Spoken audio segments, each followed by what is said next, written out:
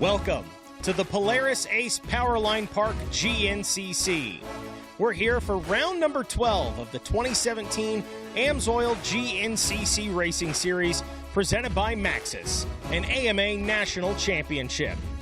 We're out here in beautiful St. Clairsville, Ohio to see if the best off-road ATV racers can stop Walker Fowler from earning another win. Now let's take it down to Rodney Tomlin at the start line.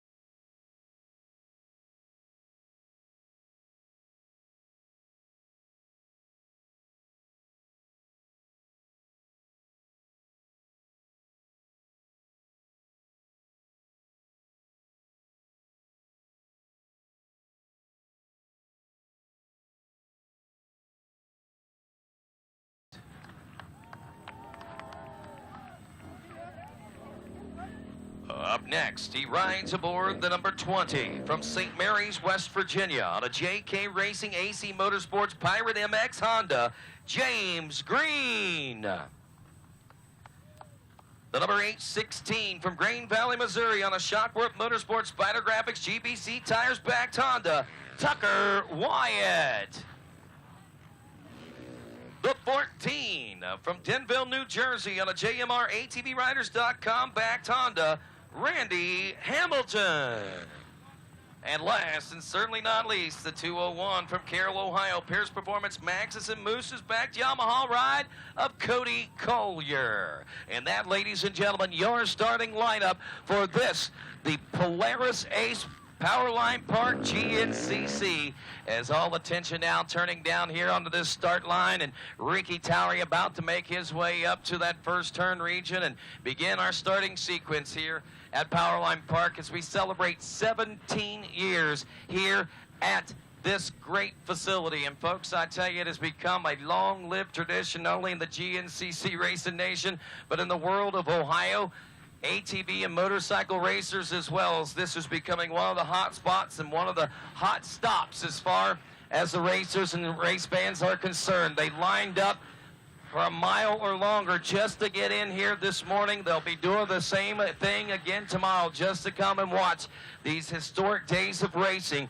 in these final rounds of 2017. Walker Fowler at the stage right now, ready to capture win number 11, which would make him with the most wins of any rider in the season at 11. Now, the most wins in a single season so far has been 10. He is currently tied with that, as we mentioned earlier, and he's looking to break that record today. But there's a lot of riders ready to play spoiler. Bryson Neal looking for his first win ever. 1 minute, guys. 1 minute. Bryson Neal still in search of his first win as well. Adam McGill wants to take it to it here today to regain some of those points as he drops from second place in the championship points race to fifth.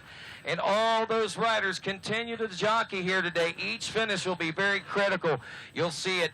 We've seen it and recognized it in previous rounds that though a championship can't be won, a 2 or a 3 or a 4 or a 5 are certainly some big numbers to wear, and these guys are trying to get it all sorted out right now as we see that blue flag, and we are now less than 30 seconds away from going racing. Shut them down, guys. Shut them down. Shut them down. Shut them down. We are less than 30 seconds away as Ricky Towery gives the all engines dead's call, and of course things quiet down and all eyes focus up to turn number 1 as the hearts begin to pound, and Ricky Towery lets these riders know it's almost time to roll. But before we do that, I gotta ask you, Ohio, are you ready to go? GNCC Racing! Wow, this is the heart of GNCC territory once again, so I know that we've got a lot more than that. So I'm going to ask you one more time, Ohio, are you ready to go GNCC Racing? 10 seconds, and row number 1, the XC1 Pro, will be off and rolling at our Polaris Ace Powerline Park GNCC.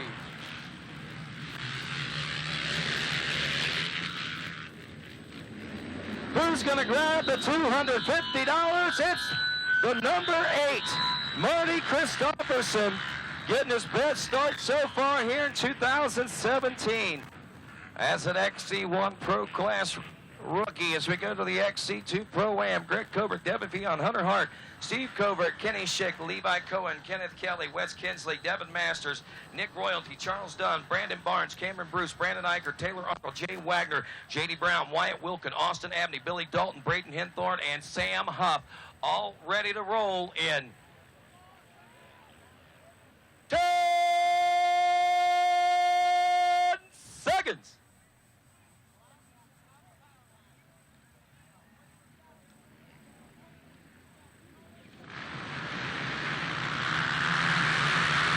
Off and rolling, 7:03 on the inside of that one. Austin Abney out of Petersburg, Indiana. Wow, and he threads needles to take over the early lead and grab an extra $100 in our whole shot award. Junior A 22 plus class, Nick Mastrangelo, Colton Watts, James Mauger, Andrew Connors, Ryland Johnson, Jade Millwood, Doug Morris, Robert Matt, Brody Livingood, John Colvin, Matthew Briggs, Derek Kropp, Chris McNallen. Also looking at Zachary Dean, Zach Wright, Tyler Wares, Brett Henke, and Colton Bird. Ready to roll as we turn up to Ricky Towery, and he lets us know. 10 seconds.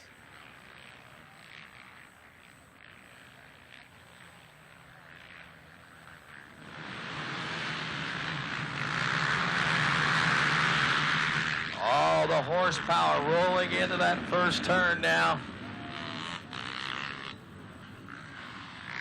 Missed the number on that Junior 8 leader, but here we go to the Vet A 28 plus class. Big Papa P, Jeff Pickens out with us, Court Blinkowitz, Todd Muscala, the Marlboro Man, Brian Halsey, Tommy Kuntz, AJs, many of you know, Kevin Patterson, Walter Schumacher, Jared Little, Dustin Hendershot, Brad Whitehead, Adam Reed, and Dallas Goins. Ready to roll in 10 seconds.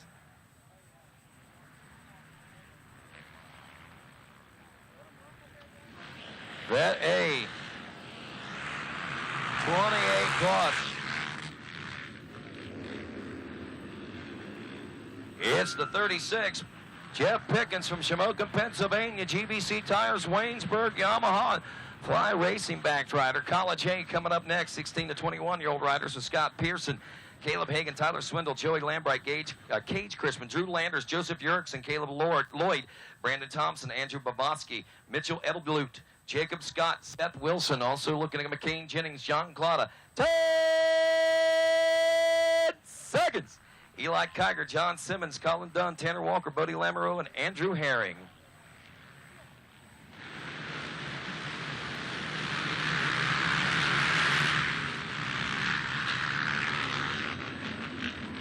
Hey!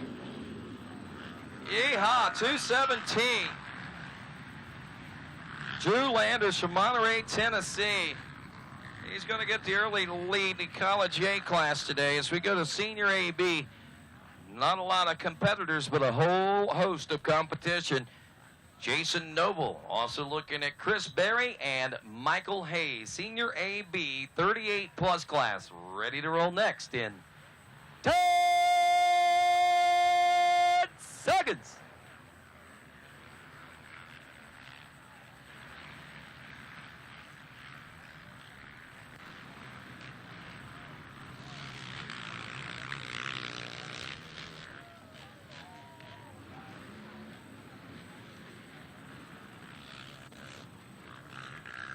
And up next is going to be our Junior B class.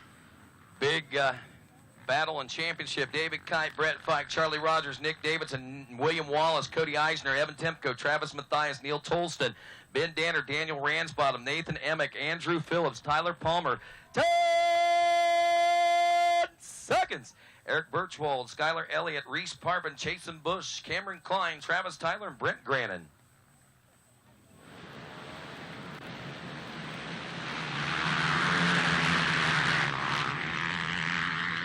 Around that first turn as they jockey for position to get this one sorted out.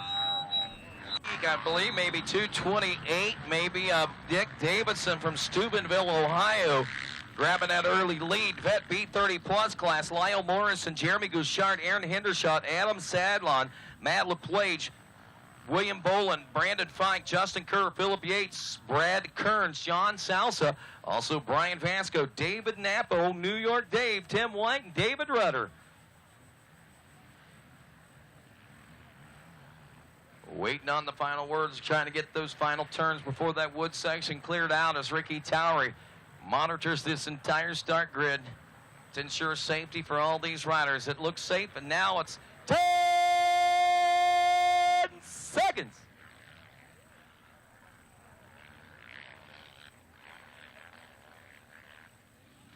Vet B 30 plus class off and rolling now.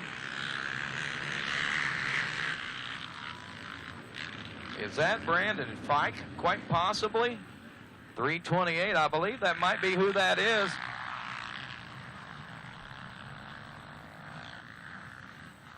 Grabbing that early lead. Let's see here as we go next. To the College B, I believe this will be our final start. Donald Boylan, Mark Miller, Michael Anderson, Tyler Banker, Austin Weller, Ezra Barrett, Jaron Dawkins, Cade Vanderpool, Greg Steiner, Corey Cross, Colton Kendall, Logan Coos, Chase Vitro, Dylan McClellan, Emily Wise, Chase Allison, Gavin Jenkins, Caleb Geen, also Chandler Berner, Jesse Parker, Asen Stevens, Corey Vandeliner, Cameron Abey, Cale Howard, Mikey Nichols, and Landon Williams. 26 riders, College B class. Ready to roll next, and again ensuring a free and clear track here through this start grid, and that second turn finally cleared out, ready to roll in 10 seconds.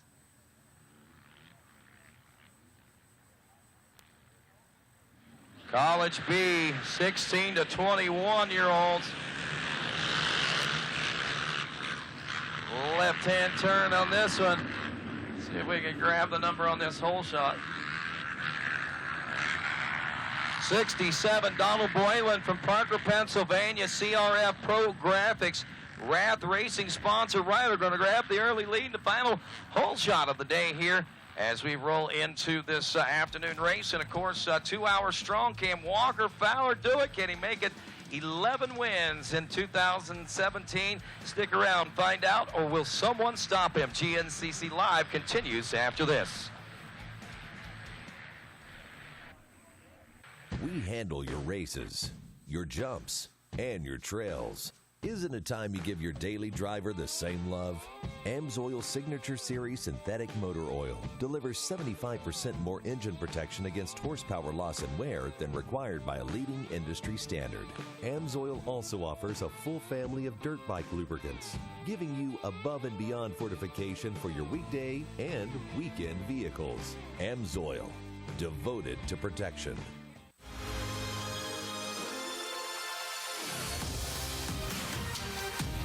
As riders and racers, we understand the need to get quality parts, apparel, and accessories fast. We have the horsepower of multiple warehouses to make sure your gear, OEM parts, or accessories make it to your door quickly. Check out our easy-to-use website and experience customer service that takes the whole shot. RockyMountainATVMC.com. Get ready.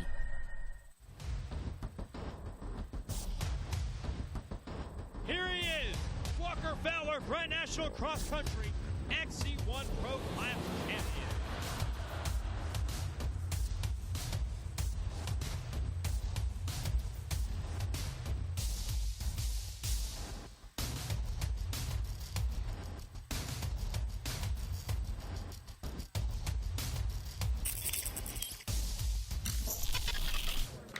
And welcome back to GNCC Live. I'm Mikey Waynes. I'll be joined alongside Rodney Tomlin here in just a moment. And welcome to the 2017 Polaris Ace Powerline Park here for round number 12 of the AMSOIL GNCC Racing Series. Getting a good look at that track here this afternoon. Well, before we get too involved in this race, let's see where we're at to date. We're going to take a look at the highlights from round number 11 there in West Virginia.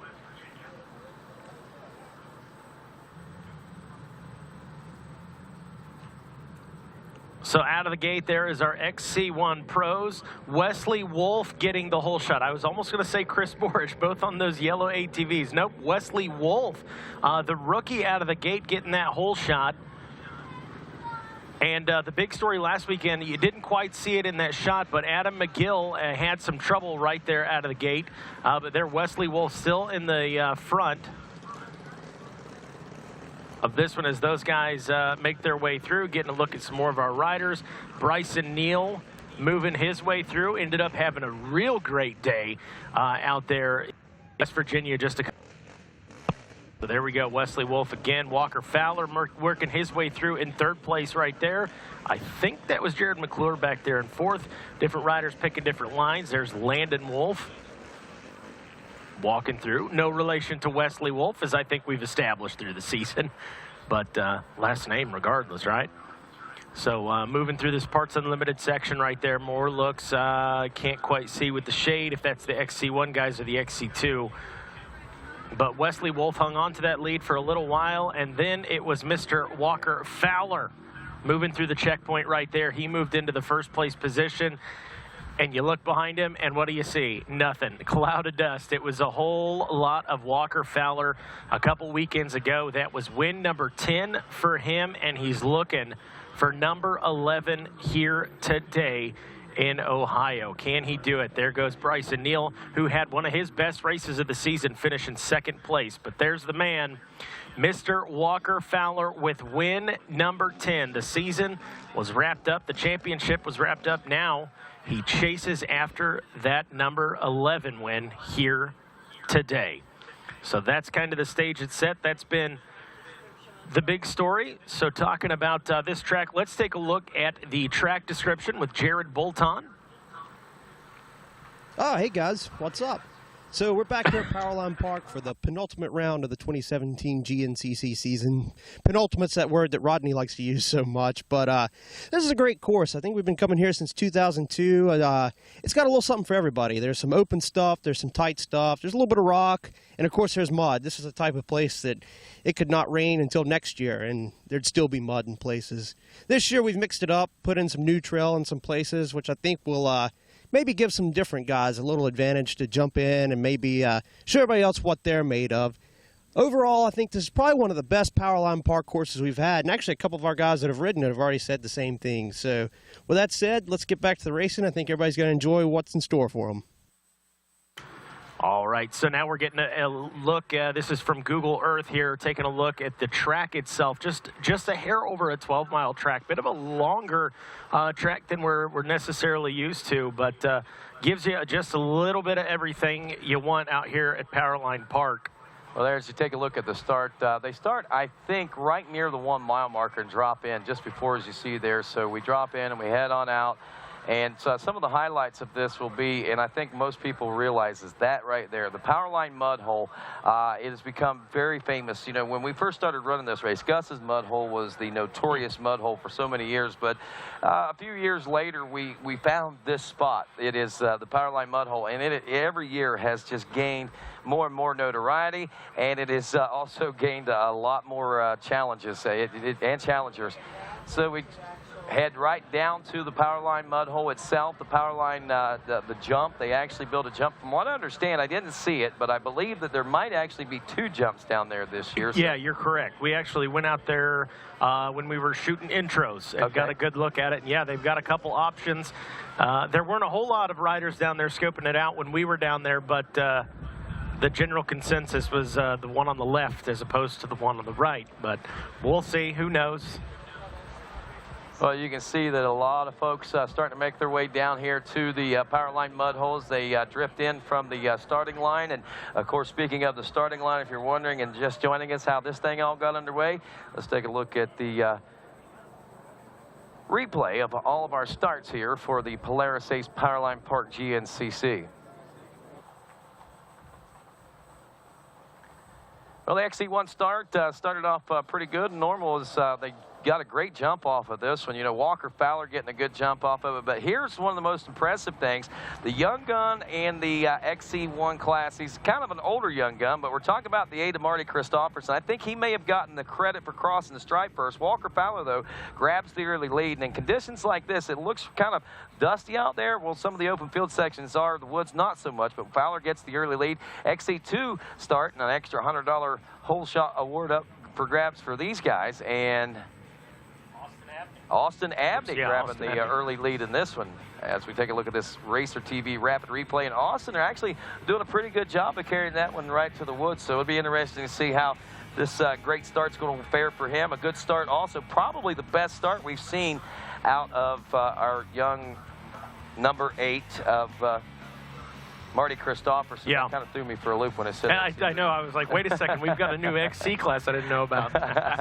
But nonetheless, got to tip our hat to Marty. This is something he's been looking for. He's been wanting to break into the top 5 all season long. He's been running 6th and 7th and things like that, and hasn't given him and yielded him quite the results that he's been looking for and hoping for. But a start like this today may, because if you remember back a couple of weeks ago, a couple of races ago, I should say, to the Unadilla GNCC, we saw the young Wesley Wolf, which is a fellow rookie rider there in the XC1 class with Marty Christopherson. He rode third basically all day, finished in 4th when it was all said and done, and then 2 weeks ago he was able to get another strong start, and he carried that all the way home to another top 5 position. So kudos to Wesley on that, and maybe we may be seeing the ball rolling for Marty Christopherson as well. Yeah, and I mean, I think these guys sort of alluded to it in the pre-race reports down there on VP Racing Fuels Pro Row, they talk about, at the end of the season, they're either where they expected to be or they're not. Either way, a lot of these guys are kind of set in where they're at to the point, so they're going out there just laying it all out on the line to try and carry whatever momentum they can moving into 2018. And I know that's kind of the same story for Marty Christopherson. I know Austin Abney out of that XC2 had some high expectations for himself coming into this year and kind of fell off a little bit. I think he had like a thumb injury early on that kept him away from some races. So cool to see Marty Christopherson taking the XC1 hole shot, and cool to see another new name out there taking the XC2 hole shot in Austin Abney. Hopefully those two guys can keep carrying that momentum through this race today. Yes, for sure. This is a rather warm day for fall. We mentioned that a couple of weeks ago when we were in West Virginia. It was a little warmer than we expected this time of year. Drier as well. We come into Ohio now. We talk about rain showers on Thursday, and Johnny Gallagher had mentioned even a little further north than here that they really got pummeled with a lot of rain. But though we did get rain showers here on Thursday, it wasn't a whole lot. We ended up with some moist and slick conditions early on and yesterday, but as the day wore on, things tacked up. We did see a little bit of misting yesterday as well, but at the same time, it came around, and the pits are great in perfect condition. I know that they were talking about mud in the woods earlier. I think the only place that there's mud is at the Powerline mud hole and maybe one other creek crossing or low-lying area out there, but for the most part, this place is pretty dry, and things are looking pretty par for a Powerline Park GNCC, because we've been here before in these warmer conditions. We've been here in wet conditions where it was almost snowing at times and cold. It's really amazes me the variety of different things that we've seen here in the history of the 17 runnings of the Polaris Ace Powerline Park GNCC. Trying to get some Wi-Fi going on here, so give me just a moment.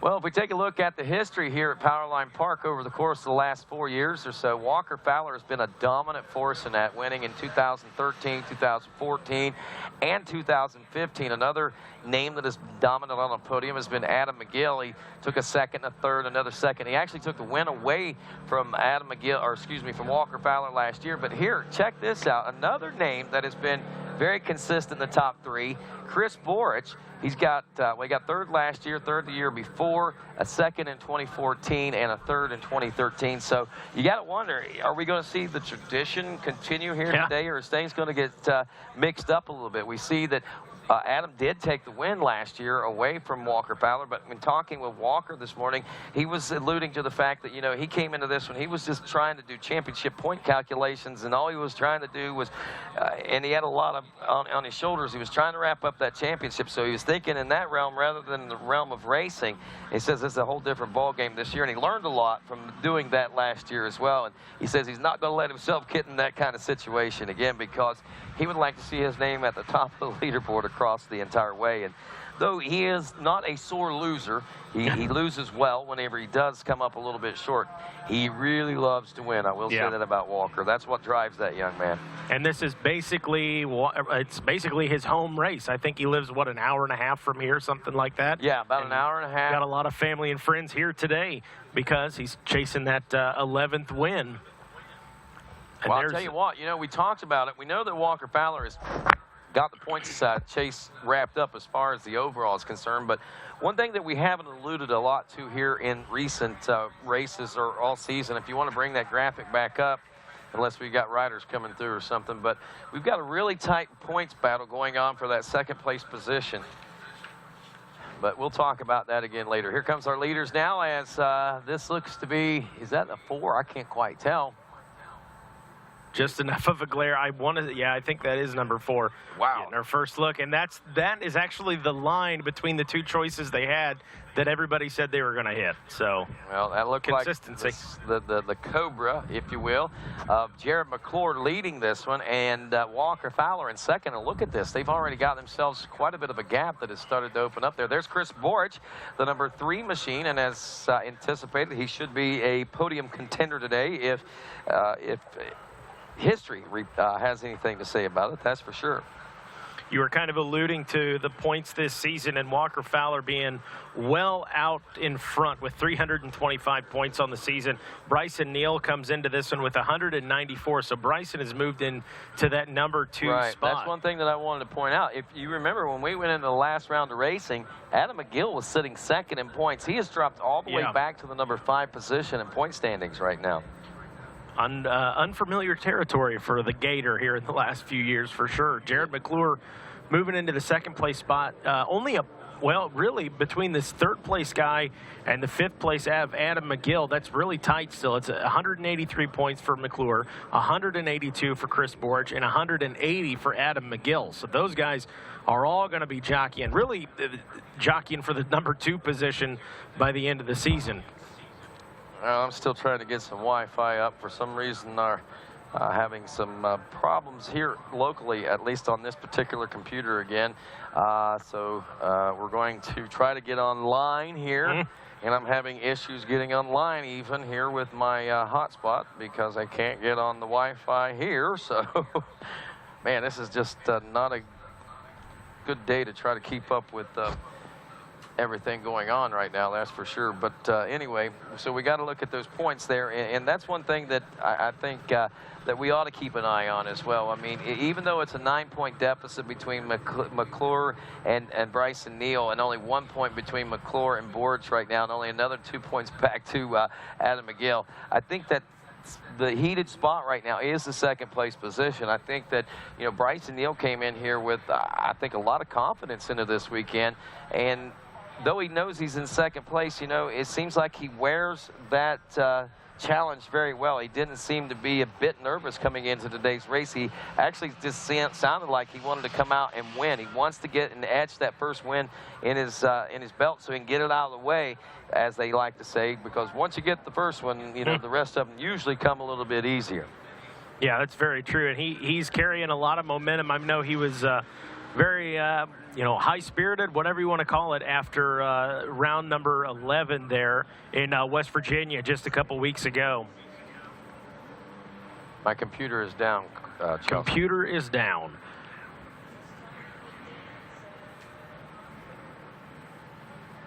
Okay. So now, all right, it's now we got now. IT's on the way. Nope, it's not working again. So, all right, yeah, bring IT on back out here. IT's coming. IT Dan Reinhardt going to help us out with our live scoring.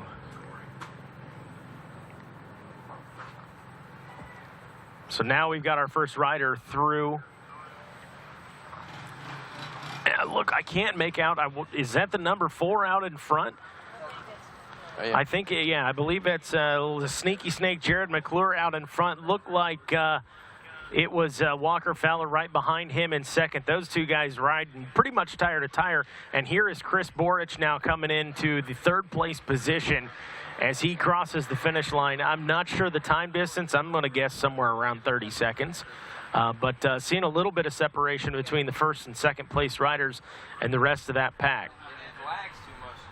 And there goes Coastal Racing's Bryson Neal coming off that big second place finish there in round number 11, looking to carry that momentum here into today and maybe work up the pack a little bit. Still very, very early, but finds himself back there in the number 4 position. A lot of time separating third and fourth right now, as now we see a whole cluster of riders. You can see the dust starting to kick up there. I had to deal with that all morning down there at the finish line, announcing for the Pro 4x4 race.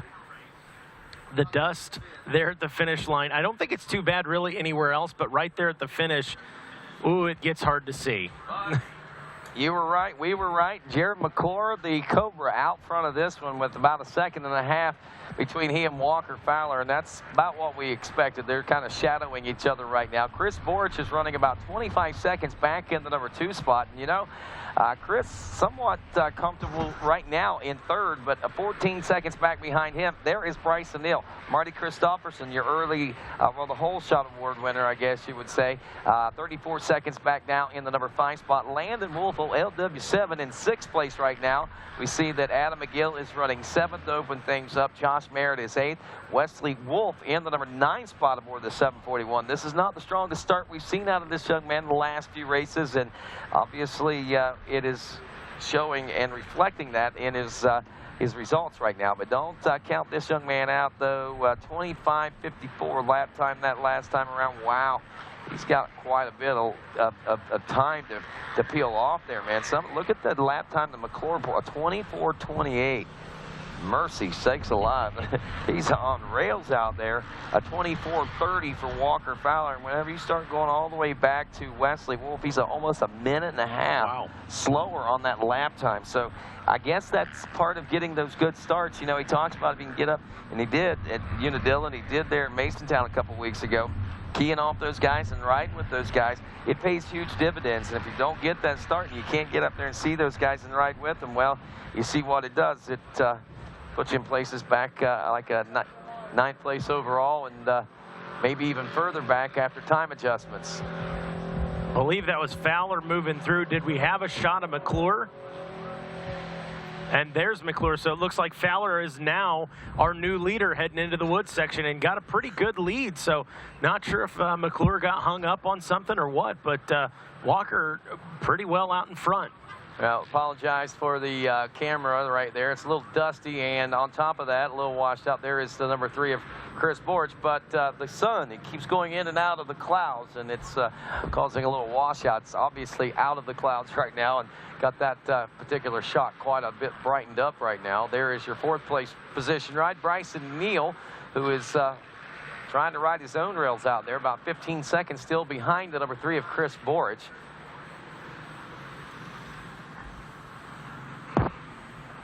And the good thing about it is, again, you know, though we may have these drier conditions once again, Mikey, we see if you watch the leaves and the trees and the branches and the flags and the tape and stuff you see on the camera right there, you can see that we got a nice stiff little breeze blowing today. So only those probably that will be affected will be those in the immediate plume of dust coming out of the rear wheels. Past that, a couple of seconds, and this thing seems to be clearing out for the most part for these guys. Now, might be a little different scenario once we get in some of those bigger field sections, but some of these others that we're looking at right now, they're moving dirt pretty quick through there. So I don't think dust is going to be as big an issue as what it could be if it wasn't so windy.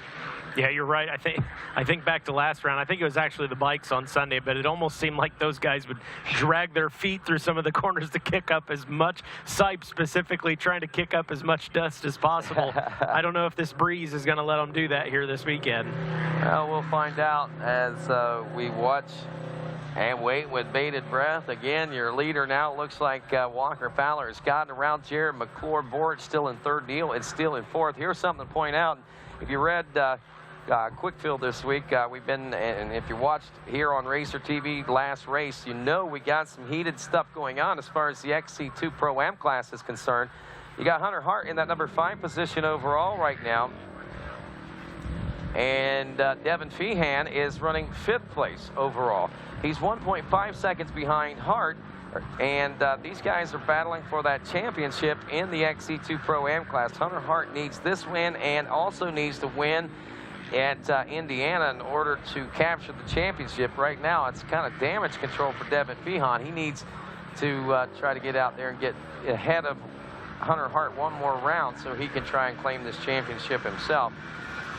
To look back a little further, look at this. Austin Abney, the 703.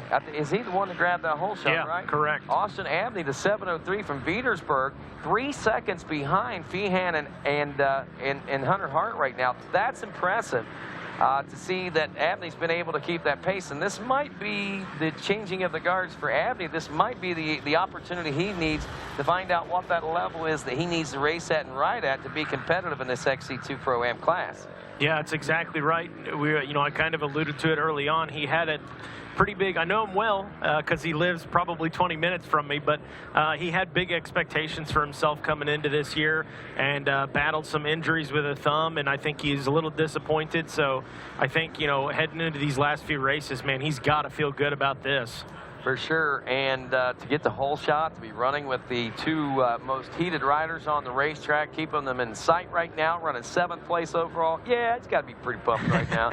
We see that Marty Christopherson is 8th overall. He's your rookie in the XC1 Pro class. Again, he got the, I believe that whole shot award, $250 will be given to him at the end of the race today. But Greg Coe. Oh, man, now we got some contact. Is that anybody we know? I don't think so. I'm not sure if that's one of our A riders or B riders. I'm having a tough time. 403. There's a glare. Bad. Oh man, a heartbreaker there for the 450. And try to get a name and number on that in just a few moments. But I'm watching to see how some of these classes are breaking down. Watching XC1 and XC2. There's your junior A class leader. That's what I was wondering about. Who's top amateur? Who's going to be that top non-XC1 or XC2 class rider that's going to break into the top 20 today? And at 16th place after this first lap of racing, it's Vienna, West Virginia's Brett Henke. Henke is a junior A 22+ class rider and leader right now. And I'm not real sure how much of a lead he does particularly have. But looking, I don't think I've seen any other junior A class riders check in. So he's the only one that has checked in. Got a lot of those college A class riders, and I'm really a little bit surprised, Mikey, that we don't see a college A rider in a top 20 overall spot right now. So let's go and check in and see what's going on there. Drew Landers, isn't he the point leader in this class, if I'm not mistaken? Yep. Drew Landers, the 217, leading that college A class, 26 seconds. Not in the top 20 yet. We'll see if we can get a top 20 or overall top reading for him here shortly. But 712, John Glotta Jr. Out of Waxhaw, North Carolina, 26 seconds back. I got to say something about this college A class. I know I'm impressed, to be honest with you. This has been kind of that feeder class. If you remember, we watched Feehan and we watched Bryson Neal go through here. We watched Hunter Hart go through here. This college A class is kind of that stepping stone, if you will, into the XC2 class. And we see Landers, we see Glotta. And, you know, it only seems like a year or so ago we were watching John Glotta in a youth race. Well, I know he's moved through the schoolboy ranks into the big 450 ranks, man. But, you know, this is going to be a pretty quick transition for him. I would almost gather and venture to say the successes that we're seeing out of him, he might be one of those riders that will try stepping up to the XC2 Pro-Am class. And I even wonder, depending, I imagine the championship will have a lot to do with that, whether he'll do it here at the end of the year or wait till next year to try it in an entire full season there. But right now it's Landers and Glotta 1 and 2. Bodie Lamoureux out of Windsor, New York, running only 13 seconds behind Glotta right now in that third place position. Tompkinsville, Kentucky's Caleb Hagan, the number 50 machine, is fourth place, only 7 seconds behind Bodie Lamoureux. McCain Jennings only half a second behind him. So three-way race going on right now in that college A class, the 969 of Lamoureux, Hagan, and Jennings going at it right now. And only 2 more seconds behind them is Tanner Walker, the 926. I tell you, that's pretty intense racing. But look how intense the championship points are right now. Landers and Glotta are deadlock tie right now. A deadlock tie, 171 points apiece. They got a little bit of breathing room, but then you got Lamoureux, Hagan, and Jennings going at it for that third and fourth place position right now. And that's who we see in the top 5 overall on the racetrack right now in this college A class. So I guess here toward the end of the season, the cream rising to the top, and these guys are literally battling for those positions. And it's neat to see them in those positions on the track. Landers out front of Glotta, 26.5 seconds. I have to think, though, that Glotta's one of those riders that likes to pick it up as the race wears on. So we might see a little bit more action out of this college A class before it's all said and done. And I expect to see him solid in the top 20 within the next lap or so, too. Yep, you're absolutely right. And I guess I was kind of right when I said Drew Landers is out in front. Him and John Glotta are tied for the lead. So these last 2 races, this is obviously very important. And we're going to see one heck of a ride out of both of those young men today and in a couple of weeks. Well, as we do take a look at this, we told you our top riding non-XC1 or XC2 rider right now, junior A class rider Brent Henke right now. But as we look back a little further, we see that Vet A rider Braden Henthorn, who's a former XC1 Pro class racer, is running 20. No, wait a minute. He's XC2 today. Sorry about that. That's Jeff Pickens. I looked at that wrong. Jeff Pickens is 24th overall, 36. He's a former XC1 Pro class rider and husband to the 9-time WXC champion of talking about Tracy Pickens there. And she picked up a win today. Did she? Yeah, out of the WXC. Well, good for her. So maybe she'll see Big Papa P get a win. It'll be a nice ride home in the truck this week. I'm quite sure. She won't be able to say, yeah, I got to win. You didn't, Jeffy. But there's Drew Landers there. We were talking about our top riding College A class rider. He's all the way back at 25th. But again, don't let this fool you, because he's third in the in that top amateur, for lack of better terms, I guess you could say, position right now. I think Landers, I think that also we're going to see that second, third place, fourth place, they're all going to move up into that top 5, and it's going to be interesting in that College A class. Again, it's a lot of fun to watch that class. I want to look at the Junior A class also.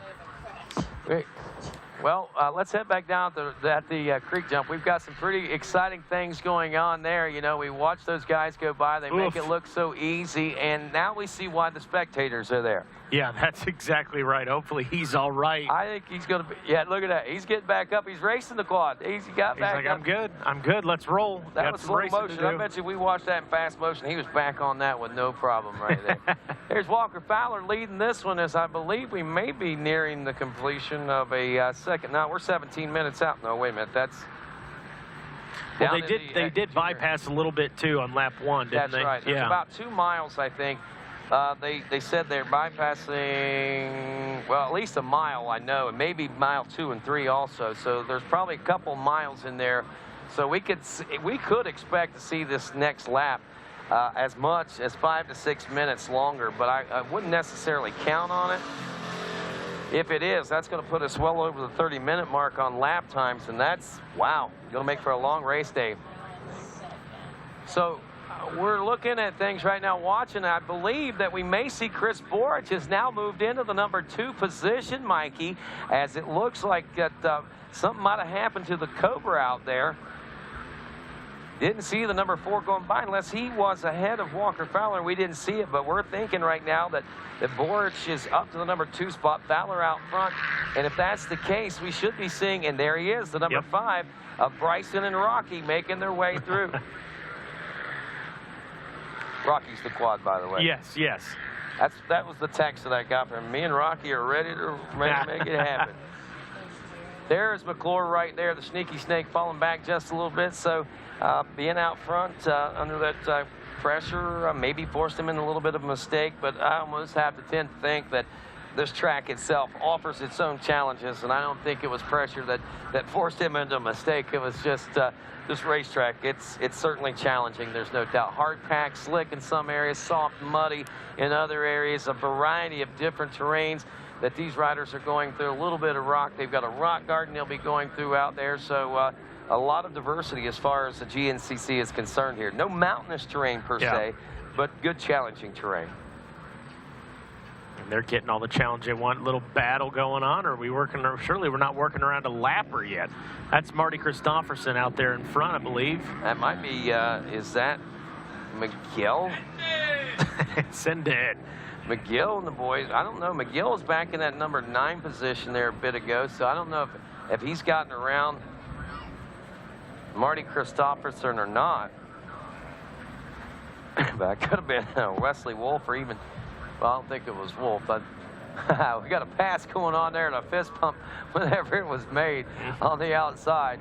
Don't know if he knows he was on TV or not, but is that the 17 of Hunter Hart, quite possibly? No. Yep, sure is. It sure is. So Hunter Hart celebrating the pass on the outside, fist pump into the air. Man, that kid's having fun, man. He does. If that says anything, that says that Hunter Hart is having fun right now. I don't know if there's anybody out there that has more fun than Hunter Hart. I'm telling you, you guys have probably seen it on the podium. He's always got his Frisbees. A lot of people throw out hats, water bottles, shirts. Hunter Hart's always got about 10 or 12 Frisbees that he tosses out. And it's perfect because they've got all of his sponsors listed right there on the Frisbee. It just makes me laugh. So we had our morning routine yesterday. Hunter Hart said, I got to find you and talk to you on Friday mornings, because 2 races in a row I've done that, and 2 races in a row I've won. So he sought me out yesterday, and he said, hey, good to see you, shook my hand, and he rolled right on. So well, I'll tell you, I haven't seen, and not since Hunter Hart was going for championship in the youth ranks, have I seen Hunter Hart with as much intensity as what I'm seeing. Him studying these racetracks right now. Saw it in the College A class, but not to the level that I'm witnessing this year, man. I mean, he and his dad, I think, basically measured, scoped, and diagrammed this racetrack. They went back, put computer models together, and I don't know, man. They have been studying. They've been working hard. All I can say is that, you know, a lot of people put a lot of work in on the track and on the bikes and things like that. But Hunter Hart goes the full gamut.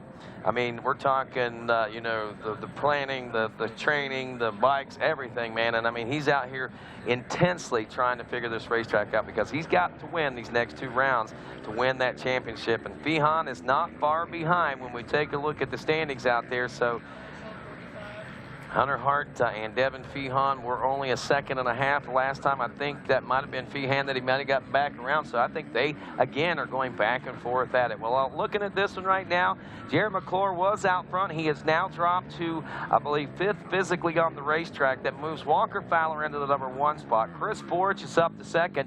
Bryson Neal in that number 3 position. And Neal is looking for that elusive win that he has been looking so hard for as of lately. 4th place on the racetrack, and 5th place out there is Hunter Hart as you look at the overall. Then it's Feehan, Abney, Christopherson, Greg Covert, Landon Wolf. GNCC Live will continue after this.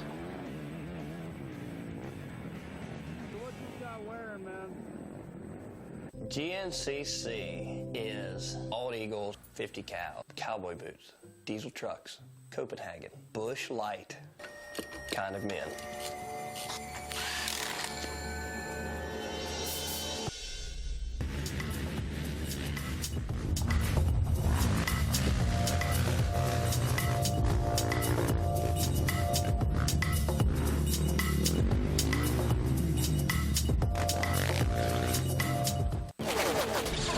I'm a sore loser.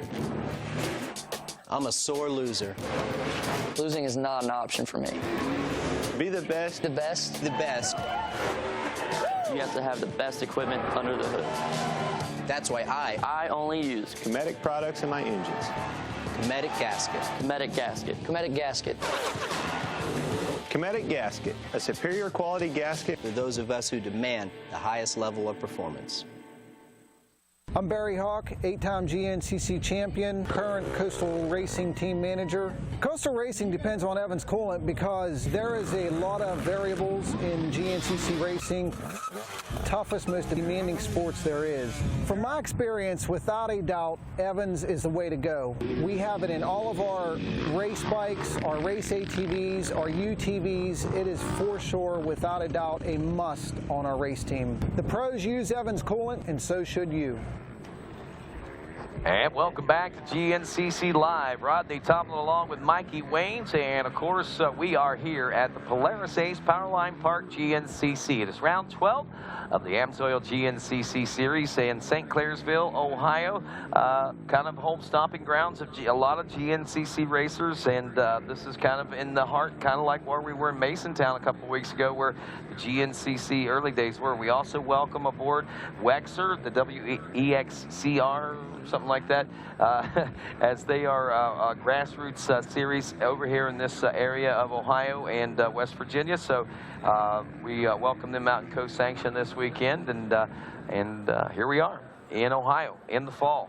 2 rounds of racing left to go. Here we are down at the mud hole right now, and as we roll through this one, you know, a lot of things going on. Walker Fowler coming into this one. He wants to break that record today, set that record, and begin maybe raising it to, if not 11, to possibly even 12 if he can win at the Ironman as well. Then you've got guys like Bryson Neal that are out there. He's looking to take his first win. He doesn't necessarily want to do it to try to stop Walker from setting records, but he's wanting that first win. You've got and he's all the way up to a 2nd place position in points right now. So you know he's got a lot of confidence rolling with him right now. You've got Jared McClure, Sneaky Snake. Good things are going on for him right now. He is like 3rd in points right now. Chris Borch, I got to say, man, you know, even though we haven't seen him in the center of the box for now 2 years, one thing you can say is the heart is still beating hard of a champion inside him. Last week he spent some time doing some schools up in Wainoa with Hunter Hart and stuff, but I've seen a lot of social media. Chris Borch having a lot of fun, and I know that all those guys are you know, right now wanting to vie for that second place position. That now fifth place rider, 521, Adam McGill, was in until a couple of weeks ago when he had the issues, and that took him out and back to a fifth place position. And, you know, with that and a lot of things going on in these guys' heading into this weekend, we did have a chance to catch up with them coming into this weekend, and we kind of put this little shotgun effect of here's what's going on with our top GNCC riders together for you. It's not so bad. I mean, the year is winding down, you know, and it's getting to the point now where everybody's just kind of, I don't even want to say losing interest, but it's just getting harder. I mean, the light's at the end of the tunnel, and it's been a long year. You know, we start in March and we end in, you know, the last weekend in October, which is Halloween weekend, and you know, it's definitely a long season. I think everybody's looking forward to kind of the time off, but you know, with the way things are going, I think everybody's looking forward to be able to wrap up championships, wrap up class wins, get the first win of the year, things like that. So I think all in all, I mean, people are ready for it to be over, but I think on the other hand, there's a lot of people that are still ready for the season to continue. One of the riders I think is ready for the season to continue is Bryson Neal. We also had a chance to catch up with him. Oh, dude, this place is looking epic today. The dirt, I mean, up until Wednesday, it was going to be probably one of the worst dust races ever in the history. But with the rain we got on Thursday, this place is perfect today. Perfect fair weather race. It's going to be straight up, whoever wants it the most. Oh, man, that Powerline mud jump, it's so much fun. It's more of an adrenaline rush than anything, because a lot of tracks you don't get anything like that, and there's so many people down there that gets into it, and everyone's cheering. And when you come across there, you got couple hundred different people with beer and stuff yelling at you, get it. And dude, when you launch over that thing, it's so much fun, and it just changes it up so much. It gives the spectators something to see, and I think it's an overall good thing for the sport to do. For me to bring home the victory today at Powerline Park, it'd be everything, you know, because this is actually my first podium I ever got in my life. Like, I was the first ever 300 EX to ever get on the podium, and that was back in 2011. I got a lot of history here. This is like one of my first races I ever raced when I was a kid. So I got a lot of memories here, and to get my first ever overall win here, it'd be the world. So, I mean, the last 2 weeks we trained hard. The bike gets prepped good. The setup's awesome, so everything's ready. It's just time for me to go out there and get her done.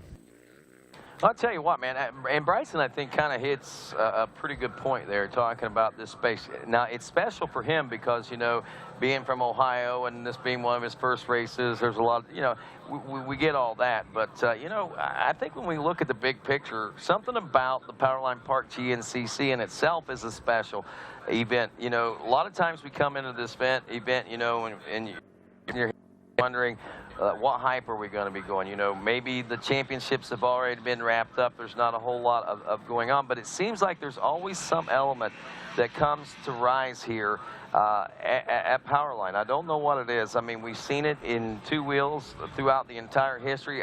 Whenever I think that, I think back to a finish between Barry Hawk and Shane Watts. Shane Watts, I think the year 2004, maybe 2005, maybe even. But anyway, Shane Watts and Barry Hawk were in a heated battle. They were in a big grass track section, and they were doing some of the best European-style racing, passing back and forth, back and forth.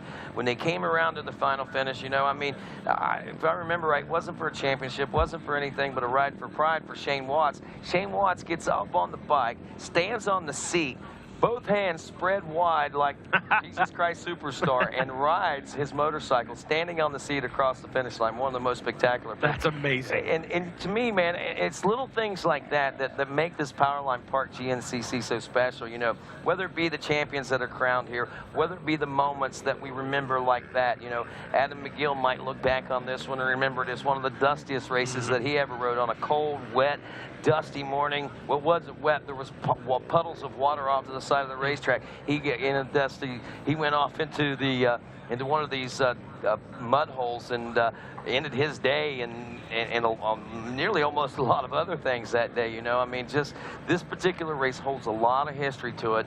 And you know, whenever you think about it, you never really say, oh yeah, the Powerline Park GNCC, that one is this and that one is that, until you get here. Then once you get here, all of a sudden you realize, wow, that's right, this is Powerline. This is where all the cool stuff happens, man. Yeah, I love it. You did that, described it perfectly, because I've always kind of thought of Powerline Park as, okay, Powerline Park. I mean, you think of like your snowshoes and your Unadilla and your Ironman all stick out to you, but this one you just don't get it till you're here. You get something you certainly got to check out. The thing I loved about Bryson's interview when he was talking about Powerline Park, he was kind of happy and laughing and grinning ear to ear and this and that, and as soon as the question clearly was asked about that win, it's like his tone of voice changed, his facial expressions changed. He's got a look about him that is very, very determined, and he knows as good as anybody he's going to have to ride his absolute best race on his best day if he's going to take over Walker Fowler. And yes, and he mentioned talking a little.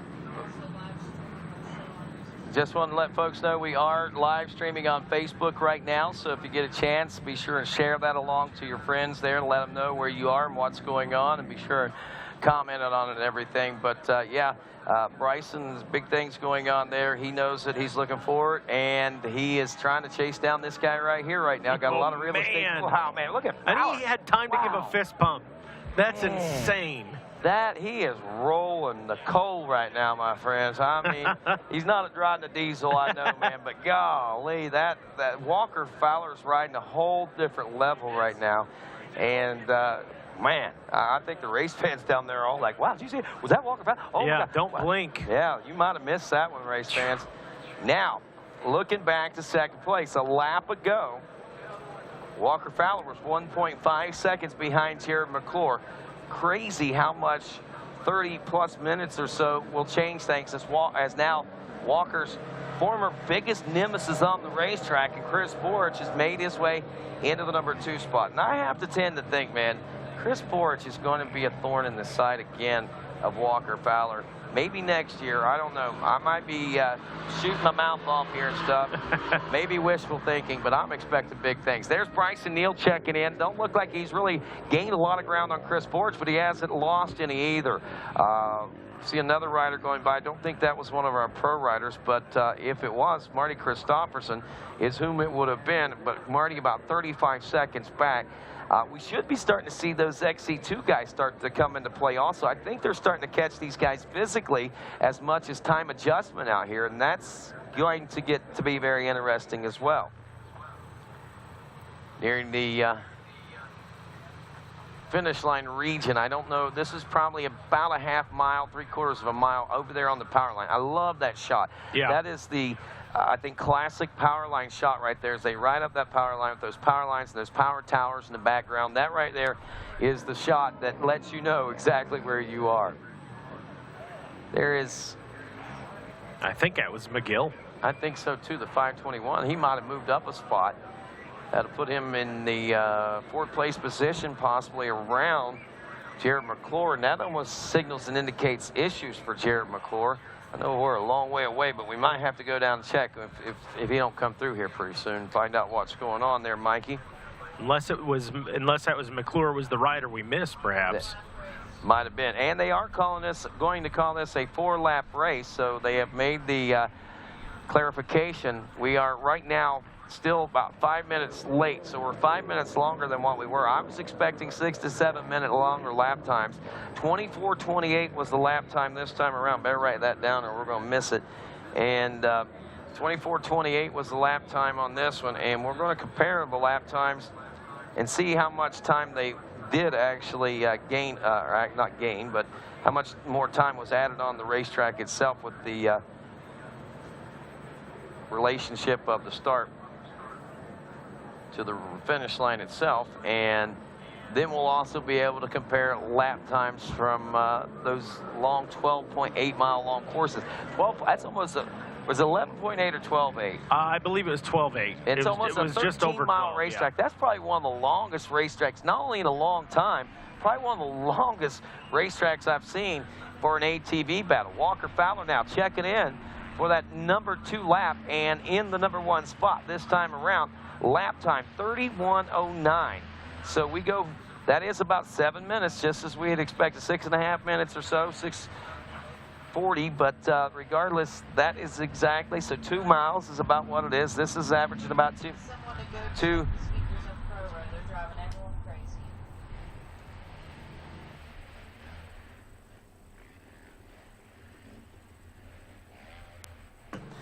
So we're going to work on that up this way right here, guys. Sorry for the sound issues down on Bender's Row. You want to hear? I can hear it up here, so they're working great, man. They sound good to me. Maybe that's the problem. I can hear them.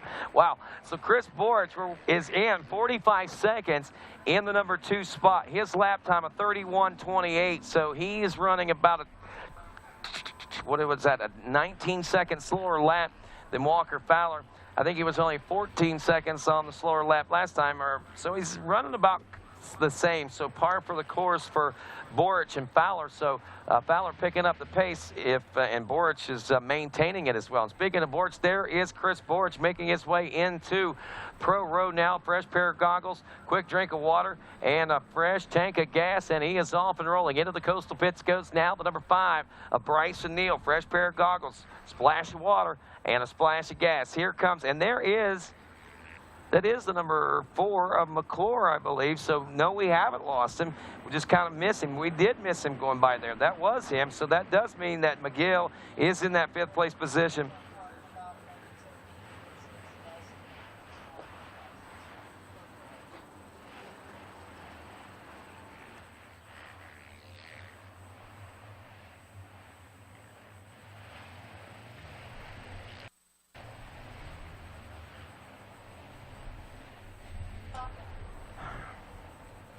I'm here.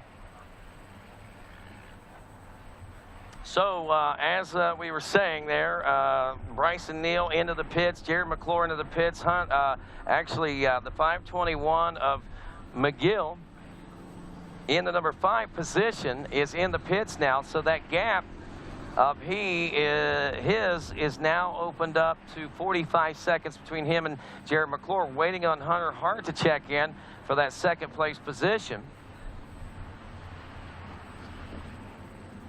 Or excuse me, 6th place position, 1st place in the XC2. I swear I can get in the XC2 Pro-Am class. I'm got about a dozen different things going through my mind right now. There's Landon Wolf in.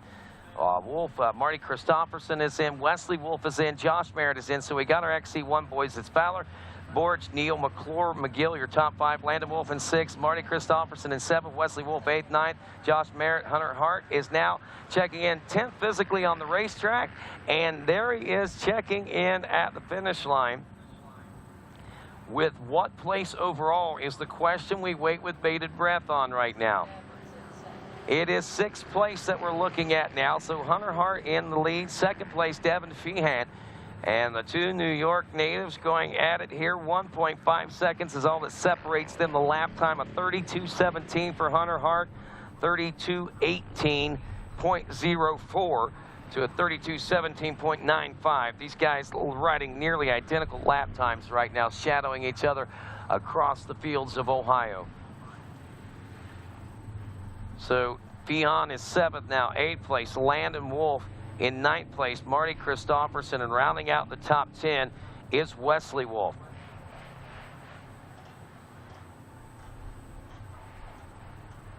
So we'll see more of these riders, and we'll be keeping an eye out here in just a few moments for these riders in the other classes, the non-XC1 and non-XC2 riders, to move up.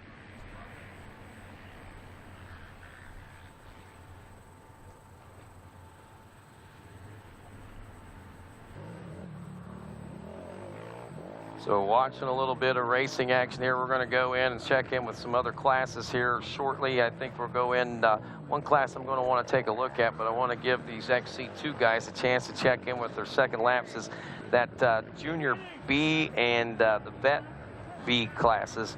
We got a couple of really good championships going on with that one, and I expect that these next 2 rounds are really going to tell the tale of the tape on that one. I've talked to a couple of guys that are racing in both those classes, and everybody excited about these final 2 rounds of racing. So today is going to be a big factor in, I think, the setup to the conclusion of a lot of those classes. In particular, those 2 that we're talking about, and that is Hunter Hart again and Devin Feehan. Did Feehan get around him now into the number 1 spot? I think that might be the case. So Hart and Feehan, we've talked about it, we've heard about it, we've watched these guys tossing back and forth. And we do know that our XC1 guys, we saw a lot of those guys pitting. Guys like Hunter Hart, Devin Feehan, they aren't part of the top 10. They aren't part of a team that has a top 10 rider in it, so they actually don't get a pit on the pro row per se. So they have their own designated pro pits outside of pro row. So we didn't get a chance to watch them pit. So there's a pretty good chance that a little better pit stop for Feehan may be what have put him in that position now, just ahead of the 17 of Hunter Hart.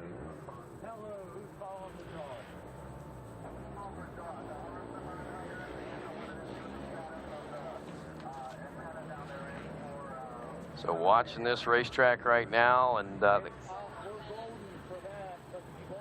hard pack conditions as anticipated and expected here. The sun coming out and drying up to make a very nice day of racing as far as your fall days of racing are concerned. And 2 laps down on this one, or an hour and 2 minutes into the race, looking at a 4-lap race. Riders now just over the 31-minute mark for your leaders in this one. So we're going to see this one going a little long today, into the 2+ hour range.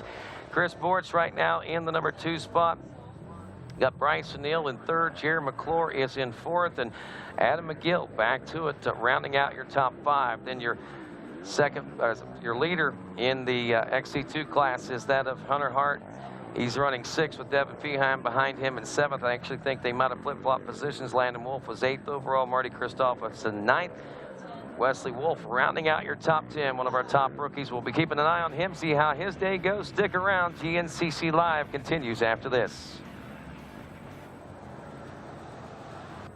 Are you looking for a dirt bike piston that can increase power and decrease blow-by? Then check out Wiseco's all-new Racer Elite piston line. Racer Elite has been used exclusively by the pros, including RCH, Yoshimura, Suzuki Factory Racing, and are now accessible to the public. Available for popular 250 and 450cc dirt bikes, the Racer Elite series is the first off-the-shelf asymmetrical power sports piston ever made. Its fully machined billet aluminum construction features an exclusive custom lap top ring. Step up with dyno-proven power gains with Wiseco's Racer Elite piston line. You smell it, you feel it, you can taste it in the air. Speed, man. Full wide open. Blast. I didn't really like high school too much. Too booky, too take notes, learn this, and that's it. Yeah, WildTech, that full-size motorcycle. The feeling of taking them apart every day, putting them back together. You can't explain it. Everything I learned applies to now. Seeing your motorcycle that you put together right around the track at 180 miles an hour, oh, definitely rewarding. My name's Mike. My school's WildTech. Get on the fast track to a career. Turn pro at WildTech. Whether you are looking for a 150 class or 600 class deer, X Factor Whitetails can suit your needs. We offer guided weapon of choice hunts for all groups of all sizes. From the time you arrive at our location, you'll get the 5-star service. We boast the capability of sleeping over 20 people comfortably.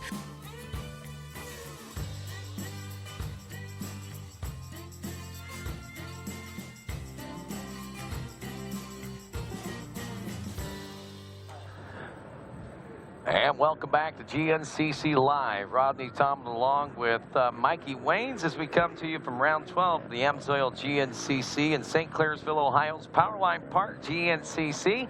What a great day we have on tap here for you folks.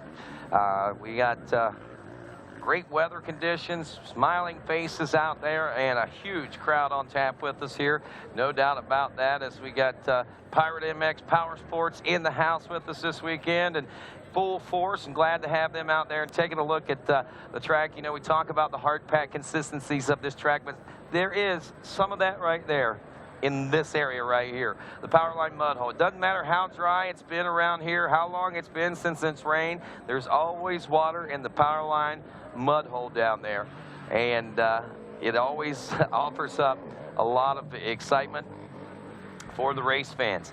And hard to believe that this was an unknown gem for a few years. Race fans found it, and it just all of a sudden became, it literally developed a life of its own. I mean, a lot of focus was put on this hole that we call Gus's mud hole, but that was early day stuff, and Gus's mud hole is nothing by comparison nowadays. Speaking of early day stuff, we started early today, as a matter of fact, with our youth ATV racers. And, you know, a couple of weeks ago, Lane McCormick was able to wrap up the national championship. And, well, he wrapped up another win here today at Powerline Park.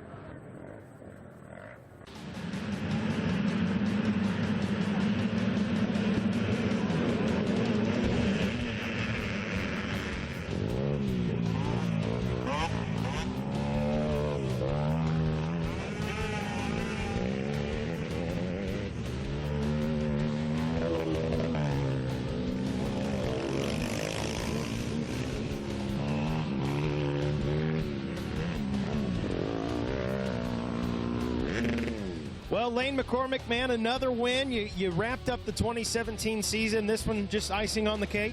Yep. Just having fun at this point and getting the races done. And turned out to be a good year. Got some wins and got the Youth Overall Championship. And I'm stoked on 2017. All right, man. Well, we'll see you out of Ironman. You going to keep this thing going? I hope so. Ironman's got that moto. Hopefully I can hook some of the jumps. There we go. We'll take it back to you guys in the studio. All right, thanks a lot. And there you go, Lane McCormick, congratulations to you on the big win this morning. Icing on the cake, if you will, as he has captured the coveted Youth Overall National Championship in GNCC Racing. He is the son of a WXC champion in his mother, Alicia McCormick, who won the national championship last year in WXC Racing. So they're a family of champions. Of course, I believe they also have a lot to do with that old Cycle Barn place that sells a lot of parts and accessories and does a lot of rebuilds and things for folks. So they got some. They got their hands right smack dab in the middle of this one, folks. If you aren't following along in social media, we certainly encourage you to do so. Heartbreaker there for that rider is he has lost a wheel, my friends, and that might be residual leftovers from what we raced a couple of weeks ago there in Masontown, West Virginia. But if you're not following along on our social media, we got GNCC Media, of course, Facebook, GNCC Racing, or Instagram is at GNCC_Racing. Twitter is at GNCC Racing, and we do have a Snapchat account at GNCC Live. So be sure and check that out, and also follow along there for all of us. And RacerTV has their own social media. We'd like to have you follow along as well. It's simply at RacerTV. There is Walker Fowler, your leader, out front in this one, as you can see, still all by himself as he rolls through another lap complete here. Well, he did a few minutes ago. He's still 18 minutes away. This is just one of those big, long, open field sections as these riders are going on. And look at that uphill loop section. It's not, but it's developing into that. You know, and someone had made mention of that earlier about some of these sections becoming motocross track-like. And wow, I see why they're talking about. It's not necessarily a rhythm section, but a couple of years we keep running that section like that. You never know what we're going to be seeing come out of that. Is that Chris Borge, man? Wow, Borge, I know he was some 45 seconds behind, and that almost has to seem like a little closer than 45 seconds. Maybe not, because we picked him up so far back. But Chris Borge riding rails out here today himself, it looks like, Mikey. Well, there's the rhythm, rhythm there's the rhythm section. About. That's not a man-made section. I was going to say, and our track officials or our track marshals did not make that. Nope, that's God-made or quad-made. There we go. How's that? Natural Quad-made. progression. Yeah. Evolution, if you will. And here comes Bryson Neal now. Bryson still within that 15-20 second range of that second place rider, Chris Borge. And, you know, Walker Fowler, you know, you might want to say you're keeping him honest, but that's about as honest as you're going to be able to keep Walker. And the amazing thing about it is Walker's not stretching this out. You know, we'd seen and have seen in the past when he gets out front, you know, goes to a minute, minute and a half, and can push as much as 2 minutes at times during the race. But I don't know whether Walker's not pushing it to that particular degree today or whether these guys are rising to the occasion. I will say this, in talking with Walker Fowler earlier today, he says, you know, he talks about this particular instance right here. He says, the one thing that I've noticed, he goes, I've been able to get these breakaways, and that's what my plan is and what I want to do, and I just want to keep on pulling away from these guys. But as of lately, these guys have been getting closer to me, and they've been harder to shake. Mentioning again, Bryson Neal, Chris Borge, Adam McGill, Jared McClure, those riders that are all right there, these riders, and those are the ones that he feels threatened by right now. Those are the ones that he feels are the ones that are capable of taking those wins away from him. And I got to tell you, he is still, and I'm not going to say, I'm just going to put it like this, and I don't mean it in a bad way, but he is a little bit gun-shy, Bryson Neal. He realizes that Bryson has a lot of potential. He is not giving that rider any whatsoever that he can come back and bring back to him and shove in his face a little later on. So that's a lot of respect for a young rider to have from Walker Fowler. Whenever you talk to Walker and he constantly mentions your name, he constantly mentions the fact that you're coming on, and you know that it's a constant threat in the back of his head. Yeah, it's very true. And also, it may be, as much as anything, it might be some mind games. You know, if your biggest competition, you know, you hear a lot of sports across the board, doesn't matter, NFL, NBA, NASCAR, Supercross, you hear these guys talking about their competition. They typically don't have anything bad to say. It's always, you know, this rider or this athlete is at the peak of their game, and I know that's the person that I've got to go out there contend with.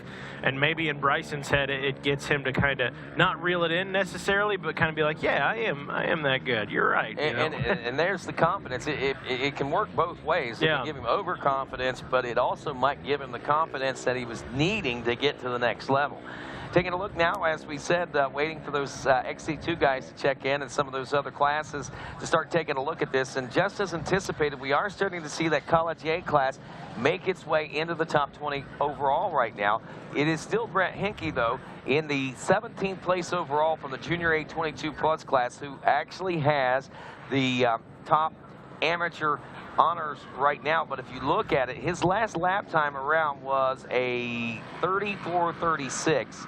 John Glada turned in a 33:37, a full minute faster. So Glada, who just moved into the #1 spot in the College A class, is now turning a whole minute faster than that Junior A class rider. The lap time that he just put in at 33:37 puts him close to a top 10 in the XC1 Pro class right now. That's pretty impressive whenever you exceed the lap times of a good part of the overall XC2 riders in the class ahead of you.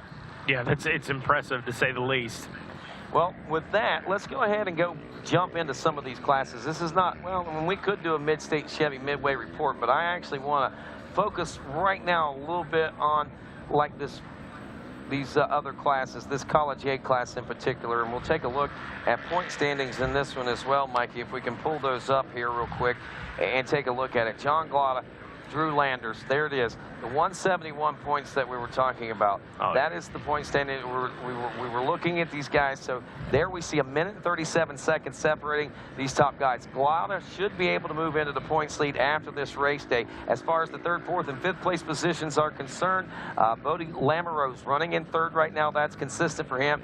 Tanner Walker is a rider that is outside the top 5 in points. He is currently running in a 4th place position. Seth Wilson, a new name that has taken over a top 5 position. So we're seeing McCain Jennings and Caleb Hagan having some issues. That's going to bode well for Bodie Lamoureux, as that should help solidify his 3rd place position. Now, taking a look at College B class positions in this, I think it's College B. Let me go down into this one. You see Michael Anderson, 172 points in this one. Now, Anderson appears to right now have the championship kind of on lockdown if you look at it from that standpoint. But look at what's going on back there for the 2nd place position. Chandler Berner and Cameron Abey.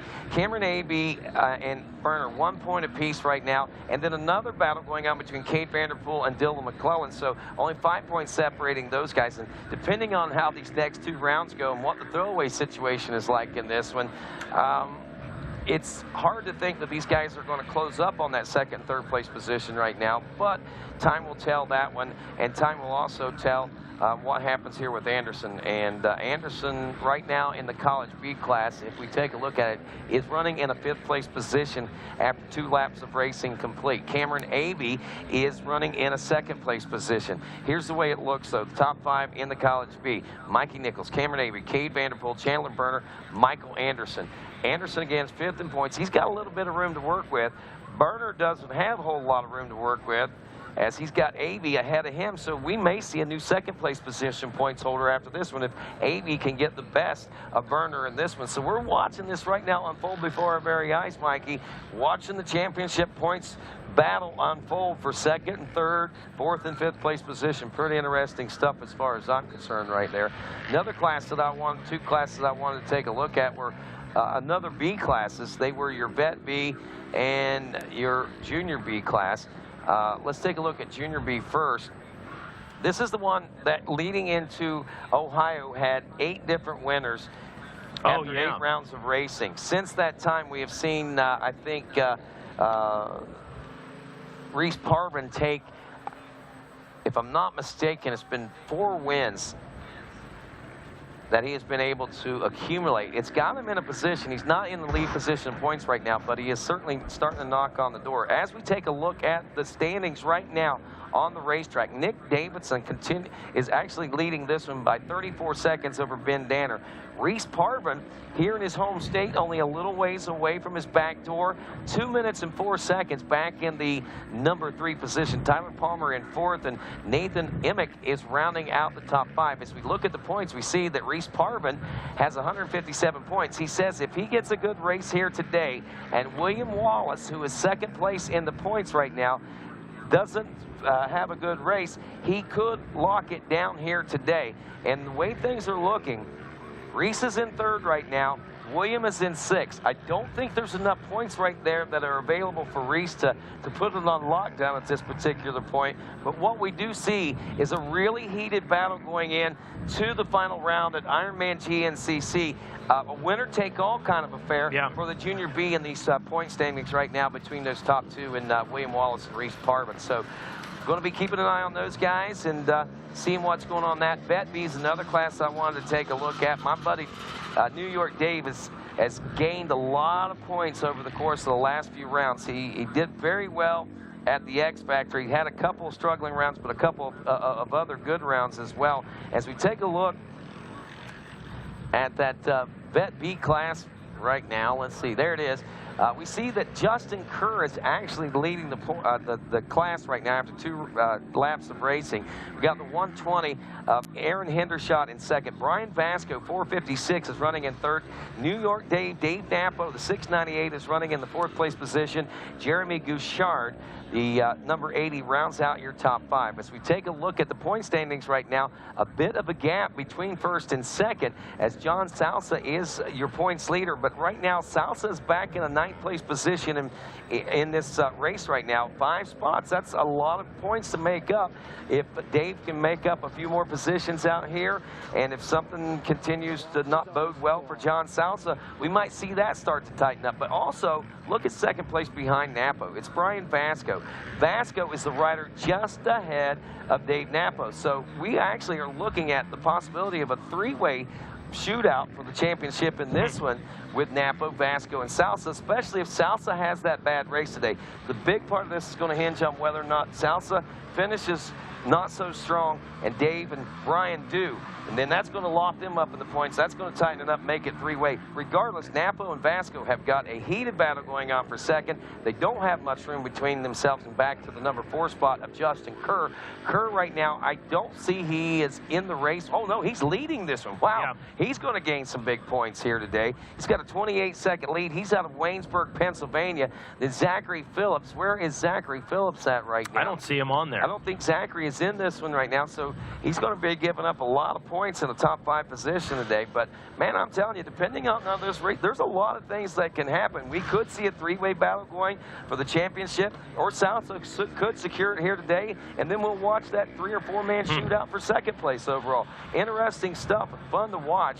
I love my GNCC racing, man. I mean, we focus a lot on the XC1 and XC2, and that's what we talk a lot about. But I'm telling you, I myself focus a lot on the off days. I'm watching these points races, talking to these amateur riders about these battles that they've got going on, and I'll tell you, it is exciting. Whenever you talk to one of these riders, Mikey, and you see one of these riders start to see the possibility of a top 5 or top 3 or maybe even a national championship, it goes from oh yeah, I'm just having a little bit of fun out here. Yeah, man, this is great. You know, if we can do it, the attitude's completely changed, and I love it. And it goes from, yeah, we probably will do a couple of races next year, kind of a hit and miss thing, to we're going to hit them all next year. Heard that exact quote this morning, as a matter of fact.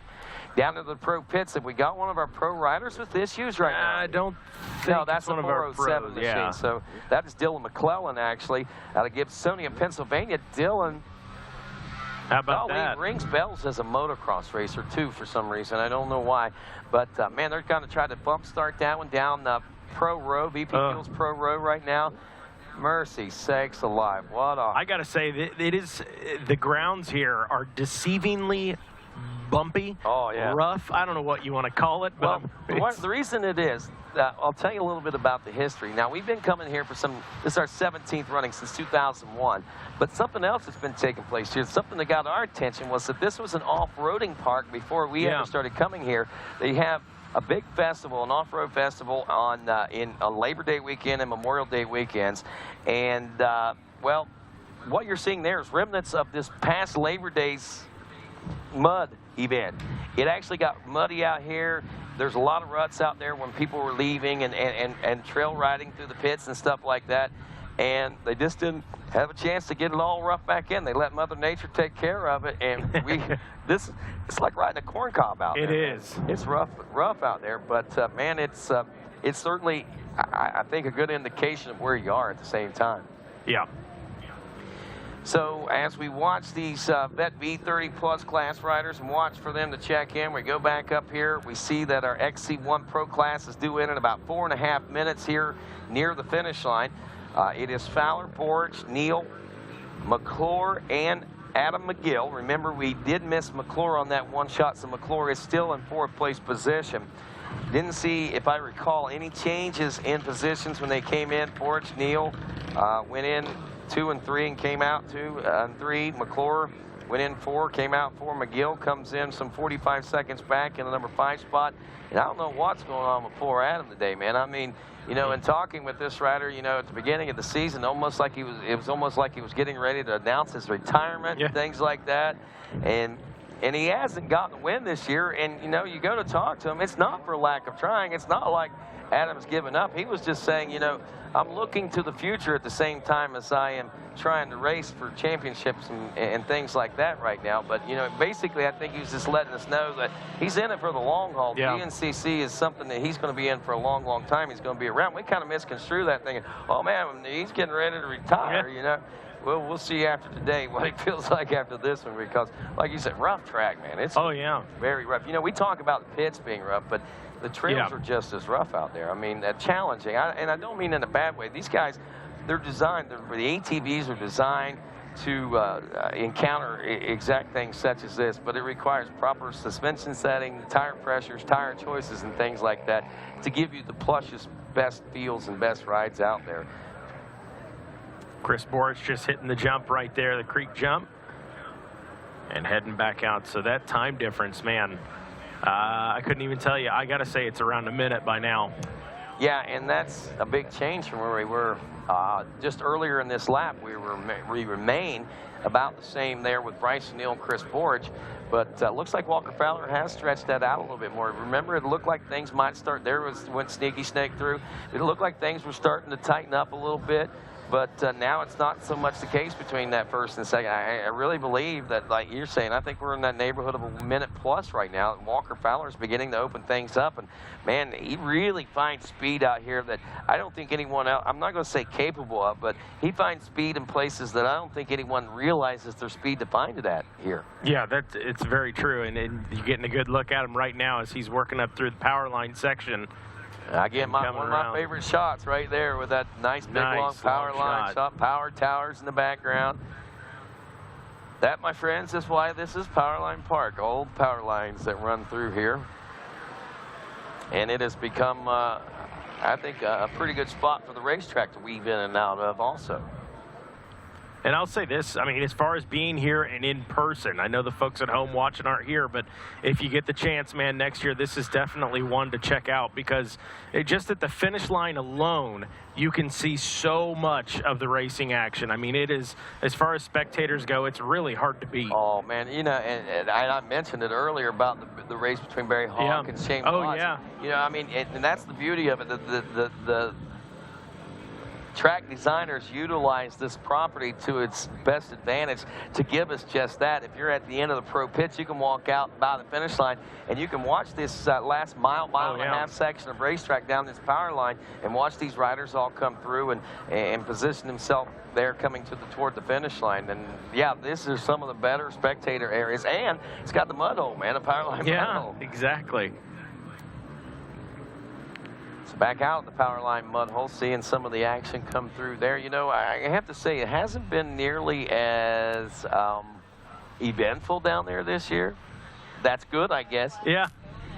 White flag in hand for Ricky Towery, and the #1, your 3-time GNCC champion Walker Fowler, rounding the corners in the Amsoil chicanes, and one more lap to go here in his home state, in his backyard at Powerline Park, GNCC. He's on his way to history, my friends. This is the day that we're talking about, the one where he will set the record at 11 wins in a single season and still have the likelihood and the possibility of making it 12 in one single season. But right now, he's looking at 11 wins in a season. Can he hang on to it? There are some 30 minutes left to go in this race before we know for sure. Chris Borch making his way into the final few chicanes here, the Amsoil chicanes, that Amsoil-backed rider putting the hammer down right now as he checks in behind Walker Fowler. Now 39 seconds. That gap has actually shrank. I thought it looked like it had shrank, and then it looked like, for whatever reason, felt like it extended again. But no, it's still in that 39 second. I think what happened was that maybe Chris was a little closer and Walker was able to, and that made that 39 seconds feel like so much longer because we were expecting to see Chris sooner.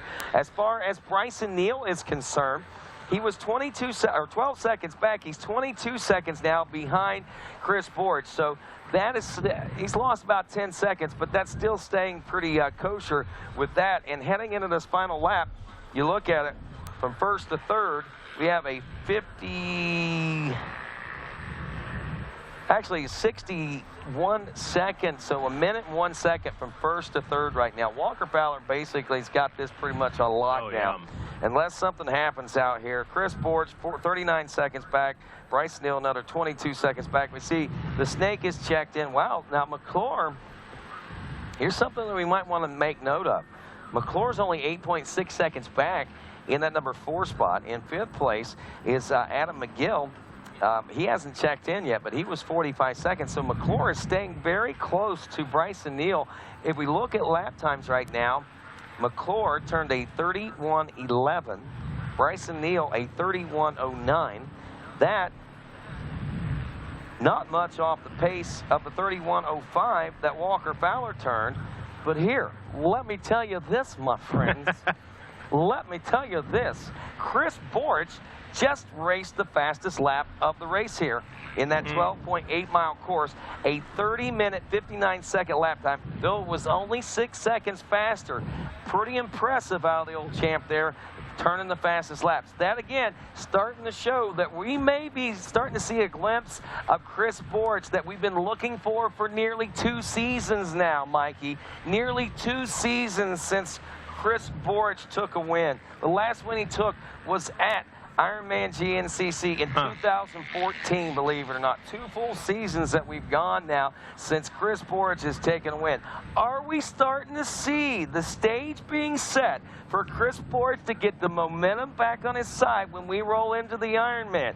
Getting goosebumps right here, thinking about the possibilities of what history could bring us over the course of the next few weeks and the next year. A year from now, we could be sitting here talking about a heated battle in championship points and a possibility of a 7th title. Can he beat Walker Fowler? Will, I mean, there are so many elements that this could yield today with seeing Chris Borch start to do this. Starting to see Chris Borch have fun off the track and on the racetrack. That's the old Chris Borch we've been looking for. And though he's not going to be a contender for a win today, my friends, all I'm saying is Chris Borch fans start to get pumped. One race that we haven't been keeping a close eye on today has been this one right here with Hunter Hart and Devin Feehan. Why is that? Well, I'll tell you. Devin Feehan and Hunter Hart have given us everything that we wanted, but we have been seeing so much other good stuff on the monitors. It's been hard to keep up with that. Actually, I have Hunter Hart that has dropped all the way back to an 8th place position. Devin Feehan checked in at 5th place position, so he had gotten around. So now, as we look at this, the 17, 36.4 seconds behind Devin Feehan, and we may have just seen the tides turn, and we may have just seen Devin Feehan possibly secure his place in history and make it nearly impossible for anyone to take that XC2 title away as a rookie. What an amazing accomplishment for either one of these riders as they're going into it. But Devin Feehan has done it. All the hype, all the pressure. He's got himself in a position that he wants to be in. We'll see if he can make it happen for another 30 minutes here and see how this one pans out when the checkers finally fly in this one. Final lap of racing, and I'm going to run down through all of our classes real quick for you as we head into these closing moments. Again, it is Devin Feehan leading the XC2 Pro-Am. He is 5th place overall, and that puts Hunter Hart back in the number 2 spot of that class. As we go to that class itself, we see that Austin Abney was about a minute behind. We expect that Austin is still in the number 3 spot. Brandon Eichert in 4th aboard the 441. 5th place, Greg Covert, your defending champion of this class, in 3rd place in points. He's aboard the number 9. In 6th place, the 31 of Kenny Schick out of Newcastle, Pennsylvania. Braden Hinthorn in 7th aboard the 934 out of Marietta, Ohio. J.D. Brown, the 520 out of Valley Head, West Virginia, is 8th. 9th place, 621 Wyatt Wilkin from Hillsboro, Ohio. And 10th place, Wes Kinsley from Morgantown, West Virginia. Moving to the College A class, it is going to be, and we'll check that top 20 overall for you coming up here shortly, but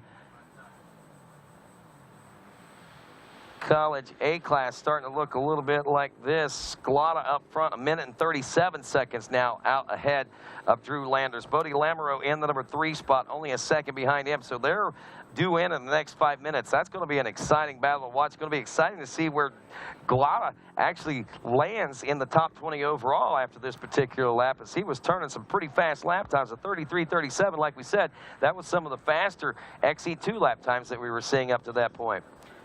And right now, it sees Tanner Walker in 4th, Seth Wilson in 5th, McCain Jennings in the number 6 spot. 7th place, Caleb Hagan aboard the number 58 place, Brandon Thompson.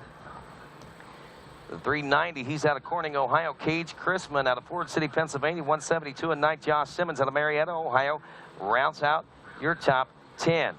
Now to the Junior A class, Brent Henke leading out of Vienna, West Virginia, minute 53 seconds over Brody Living Good, the 405 from Falling Waters, West Virginia. Zachary Dean, the 727 out of Addison, New York, is 3rd. The 27 of Nick Mastrangelo out of Newcastle, Pennsylvania, in 4th. In 5th place, 316, Ryland Johnson out of Rector, Arkansas. 6th place, 161, Colton Watts from Crooksville, Ohio. 7th place, 768, Tyler Wares from Marietta. 8th place, 321, Jade Millwood from Cleveland, Georgia. 9th place, Zach Wright out of Granite Falls, North Carolina. He's 744. In 10th place, 402, Robert Mapp from Westminster, Maryland. As we go next, we look at the Vet A, I believe this is. Jeff Pickens, Big Papa B out front of this in 1 minute and 18 seconds over Dusty Hendershot. Or Dustin, I know he don't like to be called Dusty, so Dusty Hendershot.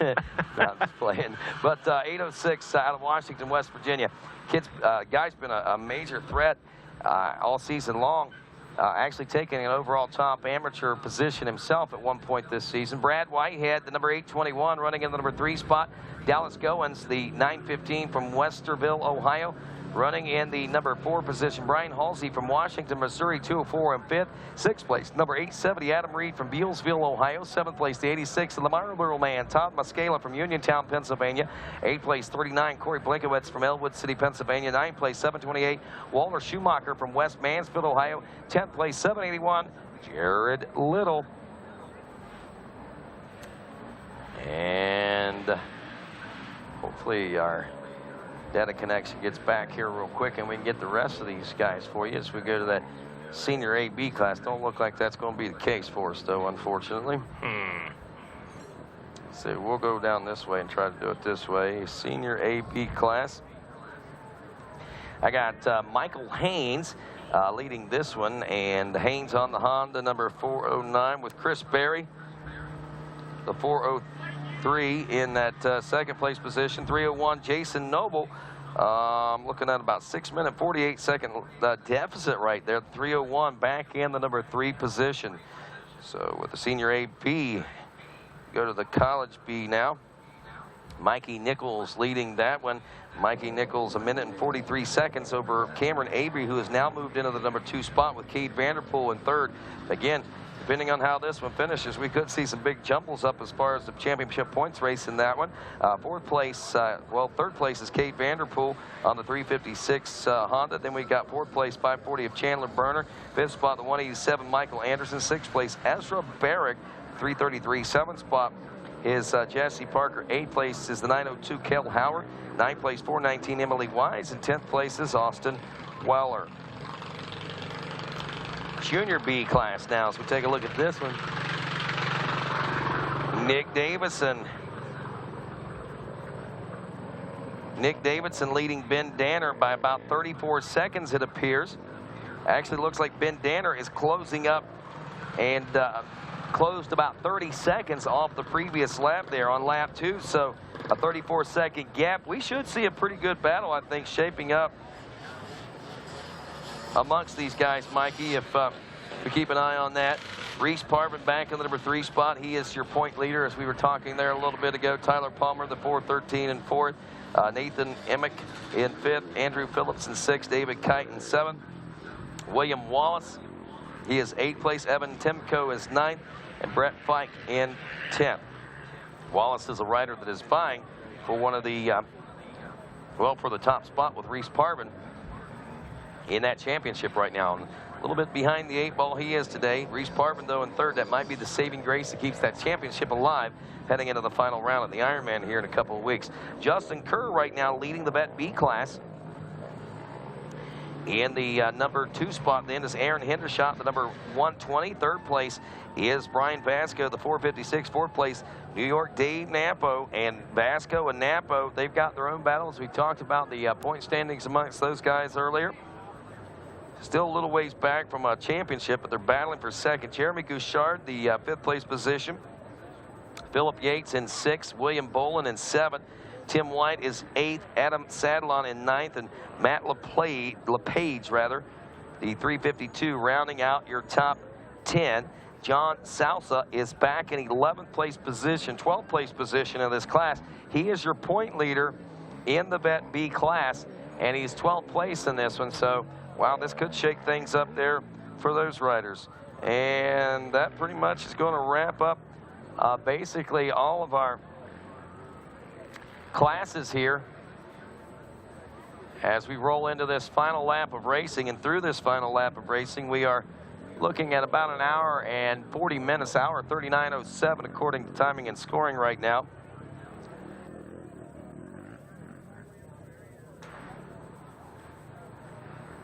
And it is still Walker Fowler leading Chris Borch, Bryson Neal, Jared McClure, and your leader in the XC2 Pro-Am class, Devin Feehan. And folks, don't think that I sound disappointed because that I see Devin Feehan out front. What is disappointing about this whole scenario is about the 1.5 to 2 minutes that separate Feehan and also Hunter Hart, who has dropped back, who was leading earlier.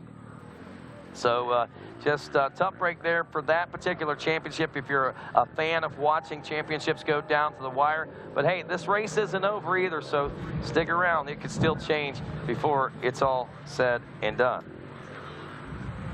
And of course, you know, as we roll through this day here this afternoon, and we get set for a big race coming up here this afternoon at about 4:30 with our UTV side-by-sides, inviting you back on RacerTV. Well, you know, we started bright and early this morning at 8 o'clock with our youth races. We had a Polaris Ace race at 9 o'clock, and then at 10 o'clock this morning, we had another big race, Mikey. Kevin Cunningham was able to come away with another win.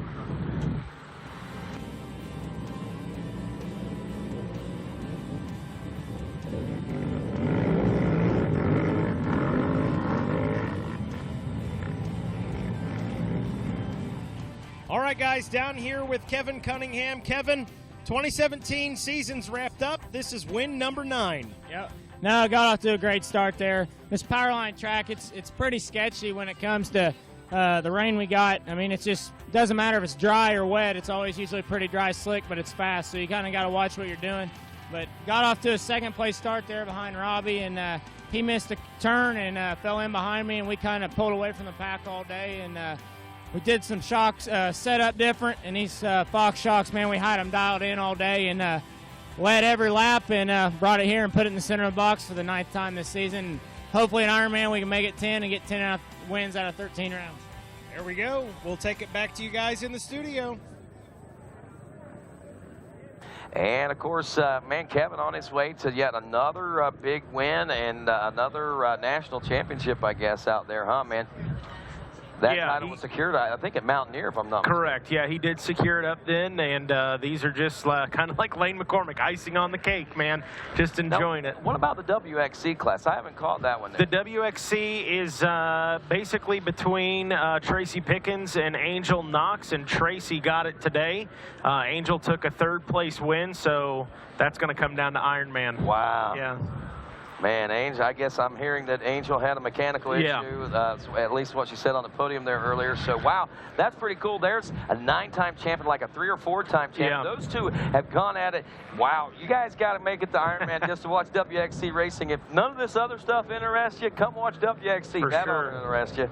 That's for doggone sure, man. So good stuff going on as the season winds down here in 2017. You know, generally when you get toward the end of the season, you think, oh, it's almost over. Let's just get through these final races. This is exciting stuff, man. And this is going to be one of those seasons when it's over, you're going to be disappointed that it's done. You're going to be like, man, I want more. I want more.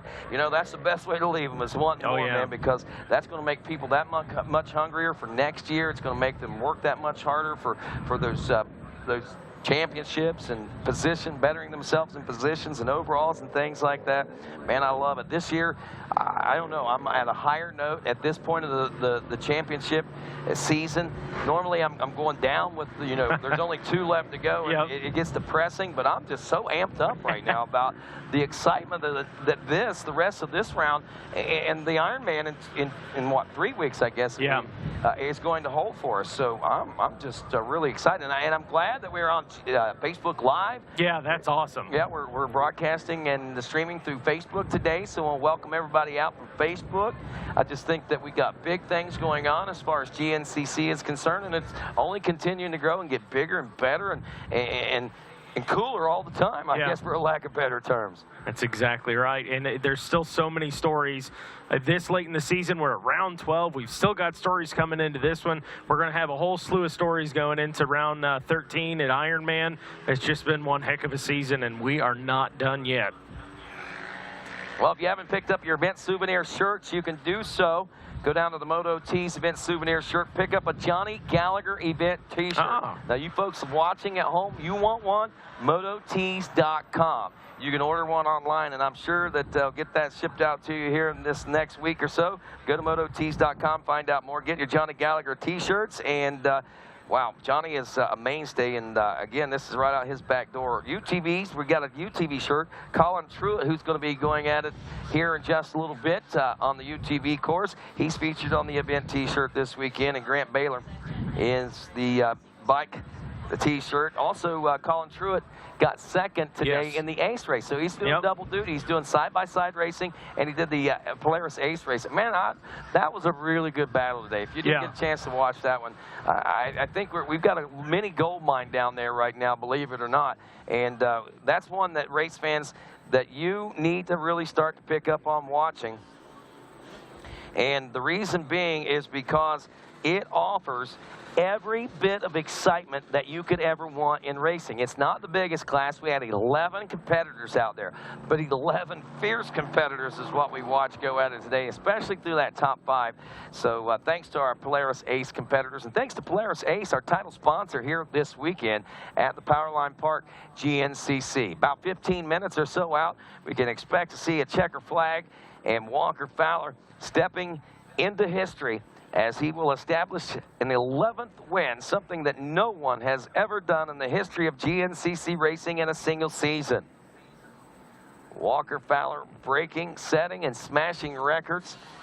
And if you can win it at Ironman, it will be a 12 out of 13 rounds championship season, spoiled only by Johnny Gallagher, who's on the event t-shirt here today at the X Factor GNCC. There's some action down at the mud hole again. Man, that 402 dude's getting a lot of airtime out there today, I believe.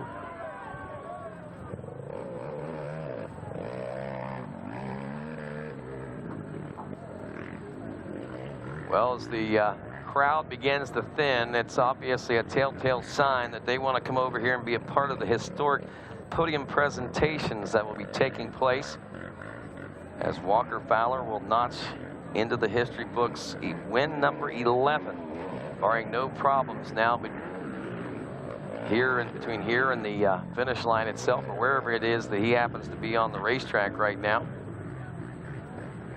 Chris Borich trying to close up that gap, some 40 seconds behind, 39.3 seconds, turning about a 6 or so second faster lap. That's not loads better, but if Walker happens to slow down, then that is going to afford Chris Borich, especially if he's riding at this intensity through this final lap, that will certainly afford him the possibility of positioning himself to close up that gap. We'll see whether or not it's going to be enough. I know it's going to be tough and virtually impossible to steal a win away from Walker Fowler.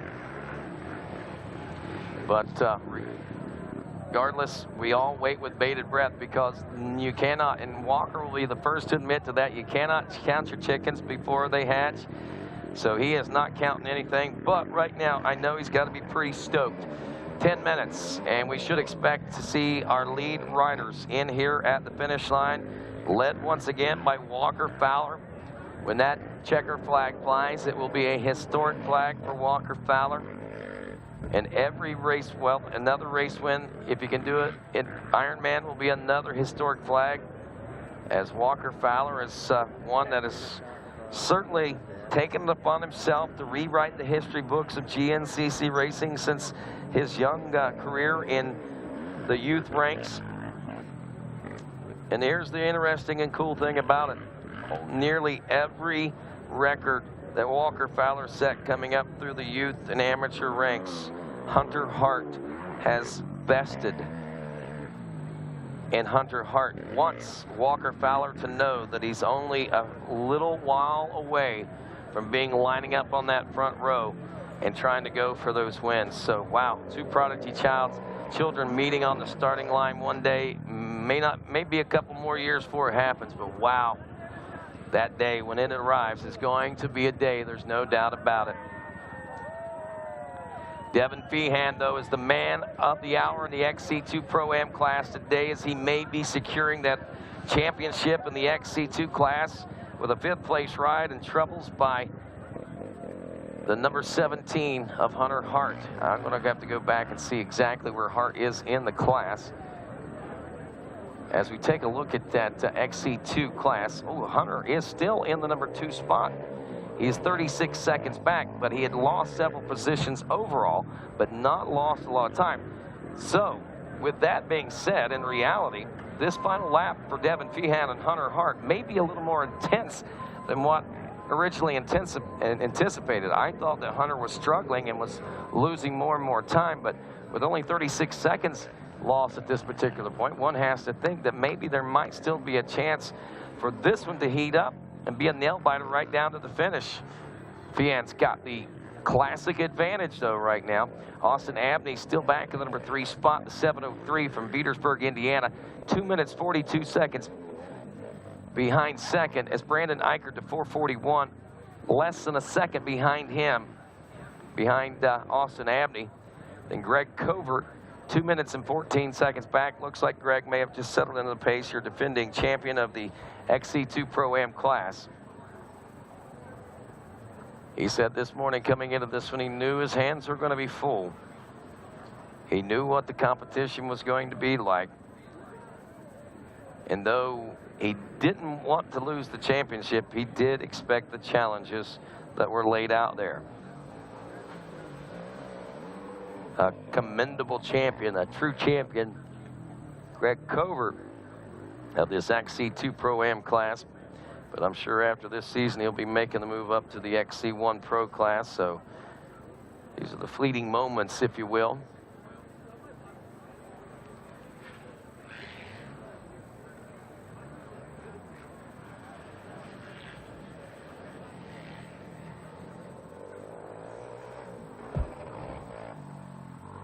Seven minutes now is what we're looking at for these leaders to be in, and history to be written here at Powerline Park yet again. still out here at the Powerline mud hole, and this jump, a lot of folks are gone, but there are the true diehards that are still there in full force, just waiting for a moment to be a mud flea. Well, one thing you can say about these afternoon riders, they have certainly figured out that they can't slam the brakes on. If you commit, if you go to jump the creek, you have to commit.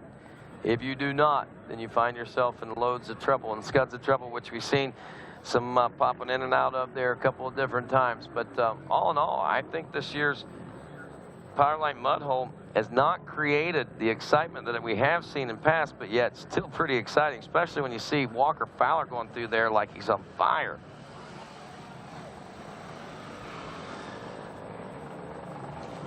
Again, thanks to everybody for tuning in on RacerTV.com and through live stream on your smart TVs and also through Facebook. I want to remind you, we will be taking a little bit of a break, but we will resume broadcasting, or streaming, I guess I should say, from here at St. Clairsville's Powerline Park. And we will have some UTV racing coming up, so stick around for that. And I believe we'll also be going live on Facebook with that one as well. Chuckley Master, our GNCC pastor, will be joining myself and a host of other great folks, including Jesse Strawham, one of our top Polaris Ace racers. So we got big things going on still here in the GNCC Race Nation. 5 minutes. 5 minutes.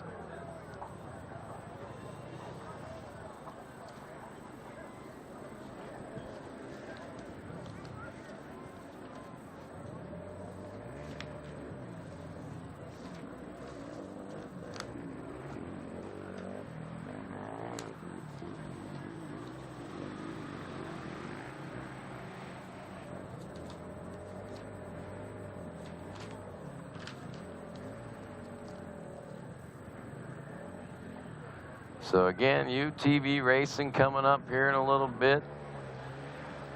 Walker Fowler. Walker Fowler looking to break records, and we are looking to see if we're going to get another different winner in the side-by-side racing. I think we've had, what, 4 rounds now? And we've had 4 different winners. Walker Fowler flying again. That's exactly what I was talking about not more than just a minute or two ago, about how fast Walker Fowler and going through this mud section. I don't blame these fans for sticking around watching that. That right there is poetry in motion as far as off-road racing is concerned.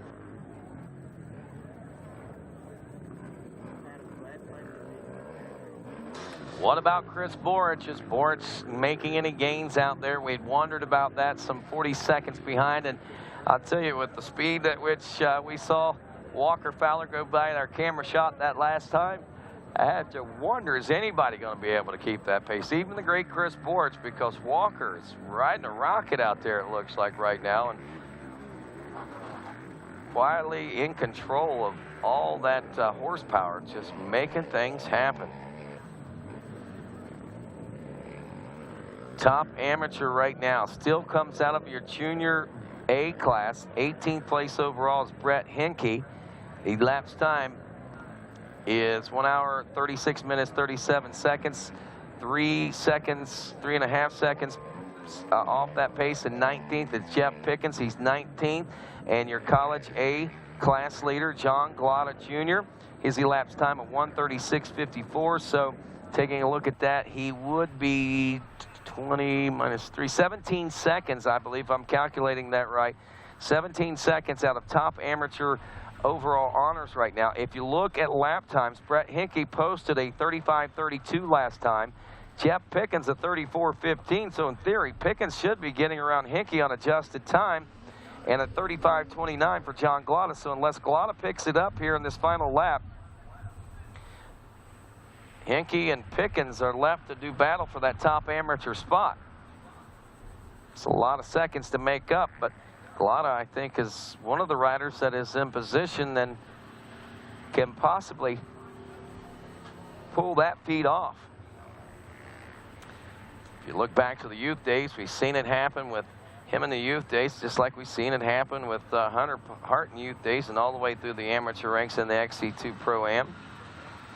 Something about these kids, doesn't matter where they are at any point in the race, they are pushing and trying so hard to get to the front of the pack, and a lot of times their efforts may be a little unrewarding, but man, whenever you do get what you're looking for, what a reward. What are we looking for, and what is our reward? Well, we get to witness history. Walker Fowler right now making his way toward the finish line. 1 minute and 30 seconds is what our timing and scoring computer is telling us we can expect to see our leader in. And here he comes, Walker Fowler. Closing moments, the Fowler Fanatics on hand here today as Walker Fowler not only takes his 11th win, but writes a new page in history as he now becomes the rider with the most wins in a single season of GNCC racing. Race win number 11 now in the history books as he takes the checker flag here at the Powerline Park GNCC.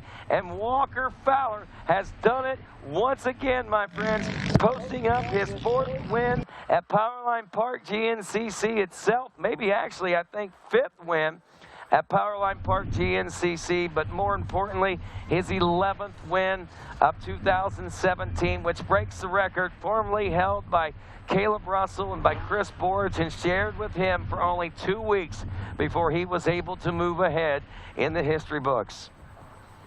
Second place position is where we wait with bated breath next. Chris Borge is the rider we'll be watching out for.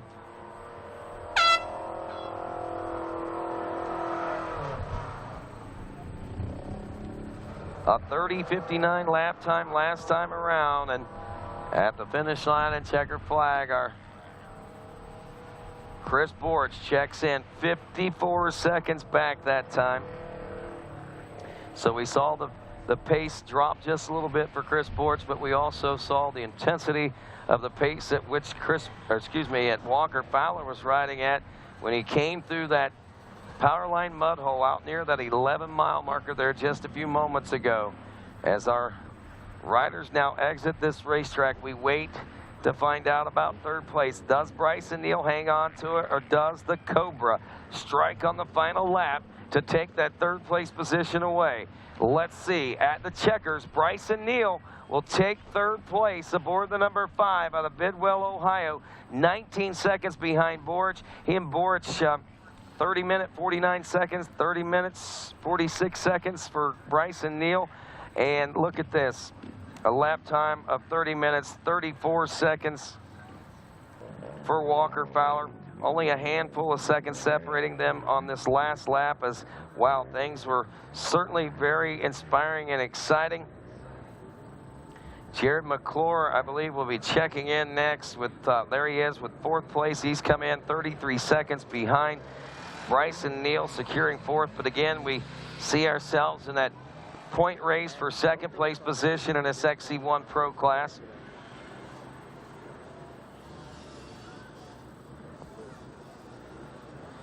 And as far as that battle for XC2, it looks like that unless something happened in that final lap, and we've seen something's happened before, lap traffic tends to play key roles in those battles between Feehan and Hunter Hart. You see Landon Wolf making his way by the Powerline mud hole right there. Feehan has, nope, not checked in yet. Thought that he had for just a moment, but McClure in that 4th place position. Waiting again here with bated breath. Riders coming off, gritty smiles. Some mud packed in those faces as well. Racetrack offering a little bit of everything today. We're going to be going live down to our finish line with Mikey Waynes here in just a few moments to get a word in with our overall winners here today, our overall top 3.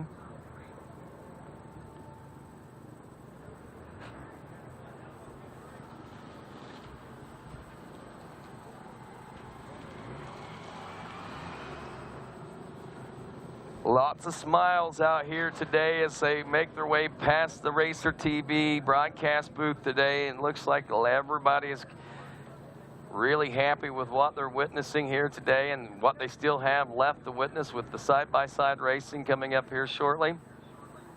We'll be heading down to the starting line and getting ready for that. So those of you folks on RacerTV.com, be sure and stick around, and we'll bring it back around as quick as we can. And don't forget Facebook live streaming as well. I want to thank all you folks that have tuned into that and been watching. And if you're still here, kudos to you. And folks, just to give you an idea, we got just a few weeks before we'll be heading up to Ironman GNCC. It is our pink race, by the way. We'll also be having some costume contests and things like that with Halloween just around the corner. I want to encourage you to be keeping an eye on GNCCRacing.com. We'll have all the details of the special events and affairs going on. I believe we've got, correct me if I'm wrong, producer Chelsea, but I believe the Davidson brothers are going to be performing again. Is that what I heard? Okay, it hasn't been confirmed yet, but there's a possibility we could have a big show, and that could be pretty cool. But basically, it is going to be a big night there at the Ironman GNCC in Crawfordsville, Indiana. GNCCRacing.com to get all the details and stay in tune and in touch with what's going on between now and then with our breast cancer awareness race. Everybody's going to be going pink. We hope that you guys do the same thing. Our HBD Moto Graphics are putting together special packages right now.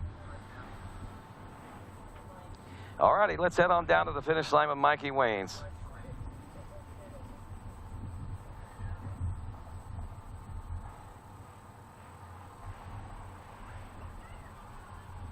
Once again, down to the finish line where Mikey Wayne stands by.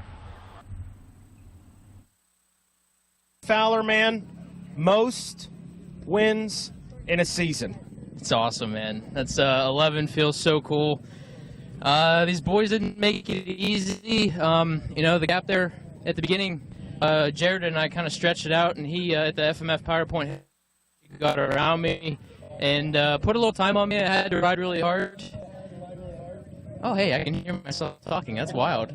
But I don't know. He was riding a really good pace, and we got to the end of Pro Row after the first lap, and there was no banners. And he went backwards on the morning track, and I saw the arrows, and I was like, man, that's too bad. And I don't know how long it took him to get turned back around, but that gave me a pretty comfortable lead.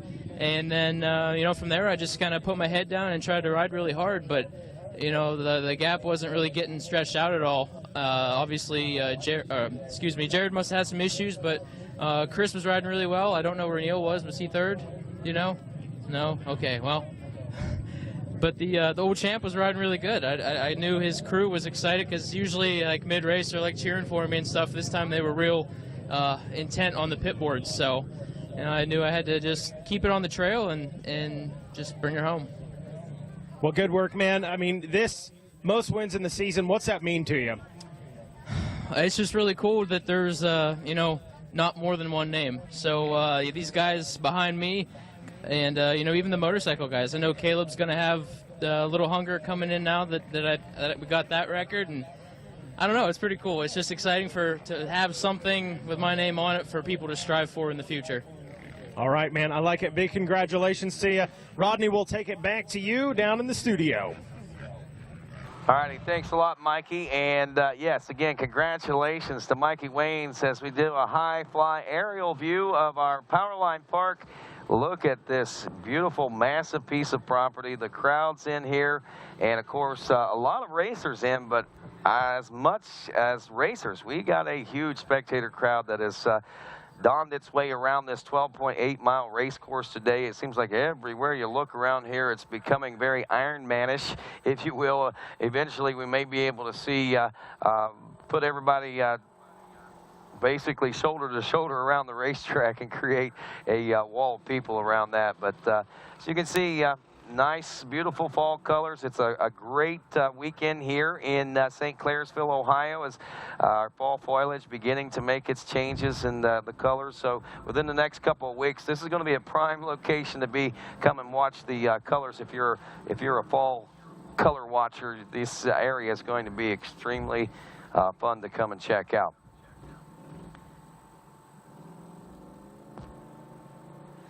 We're heading back down to the podium here in just a few moments. But again, just want to remind folks to stick around and stay close to your RacerTV.com, as we will be going live with UTV Racing shortly.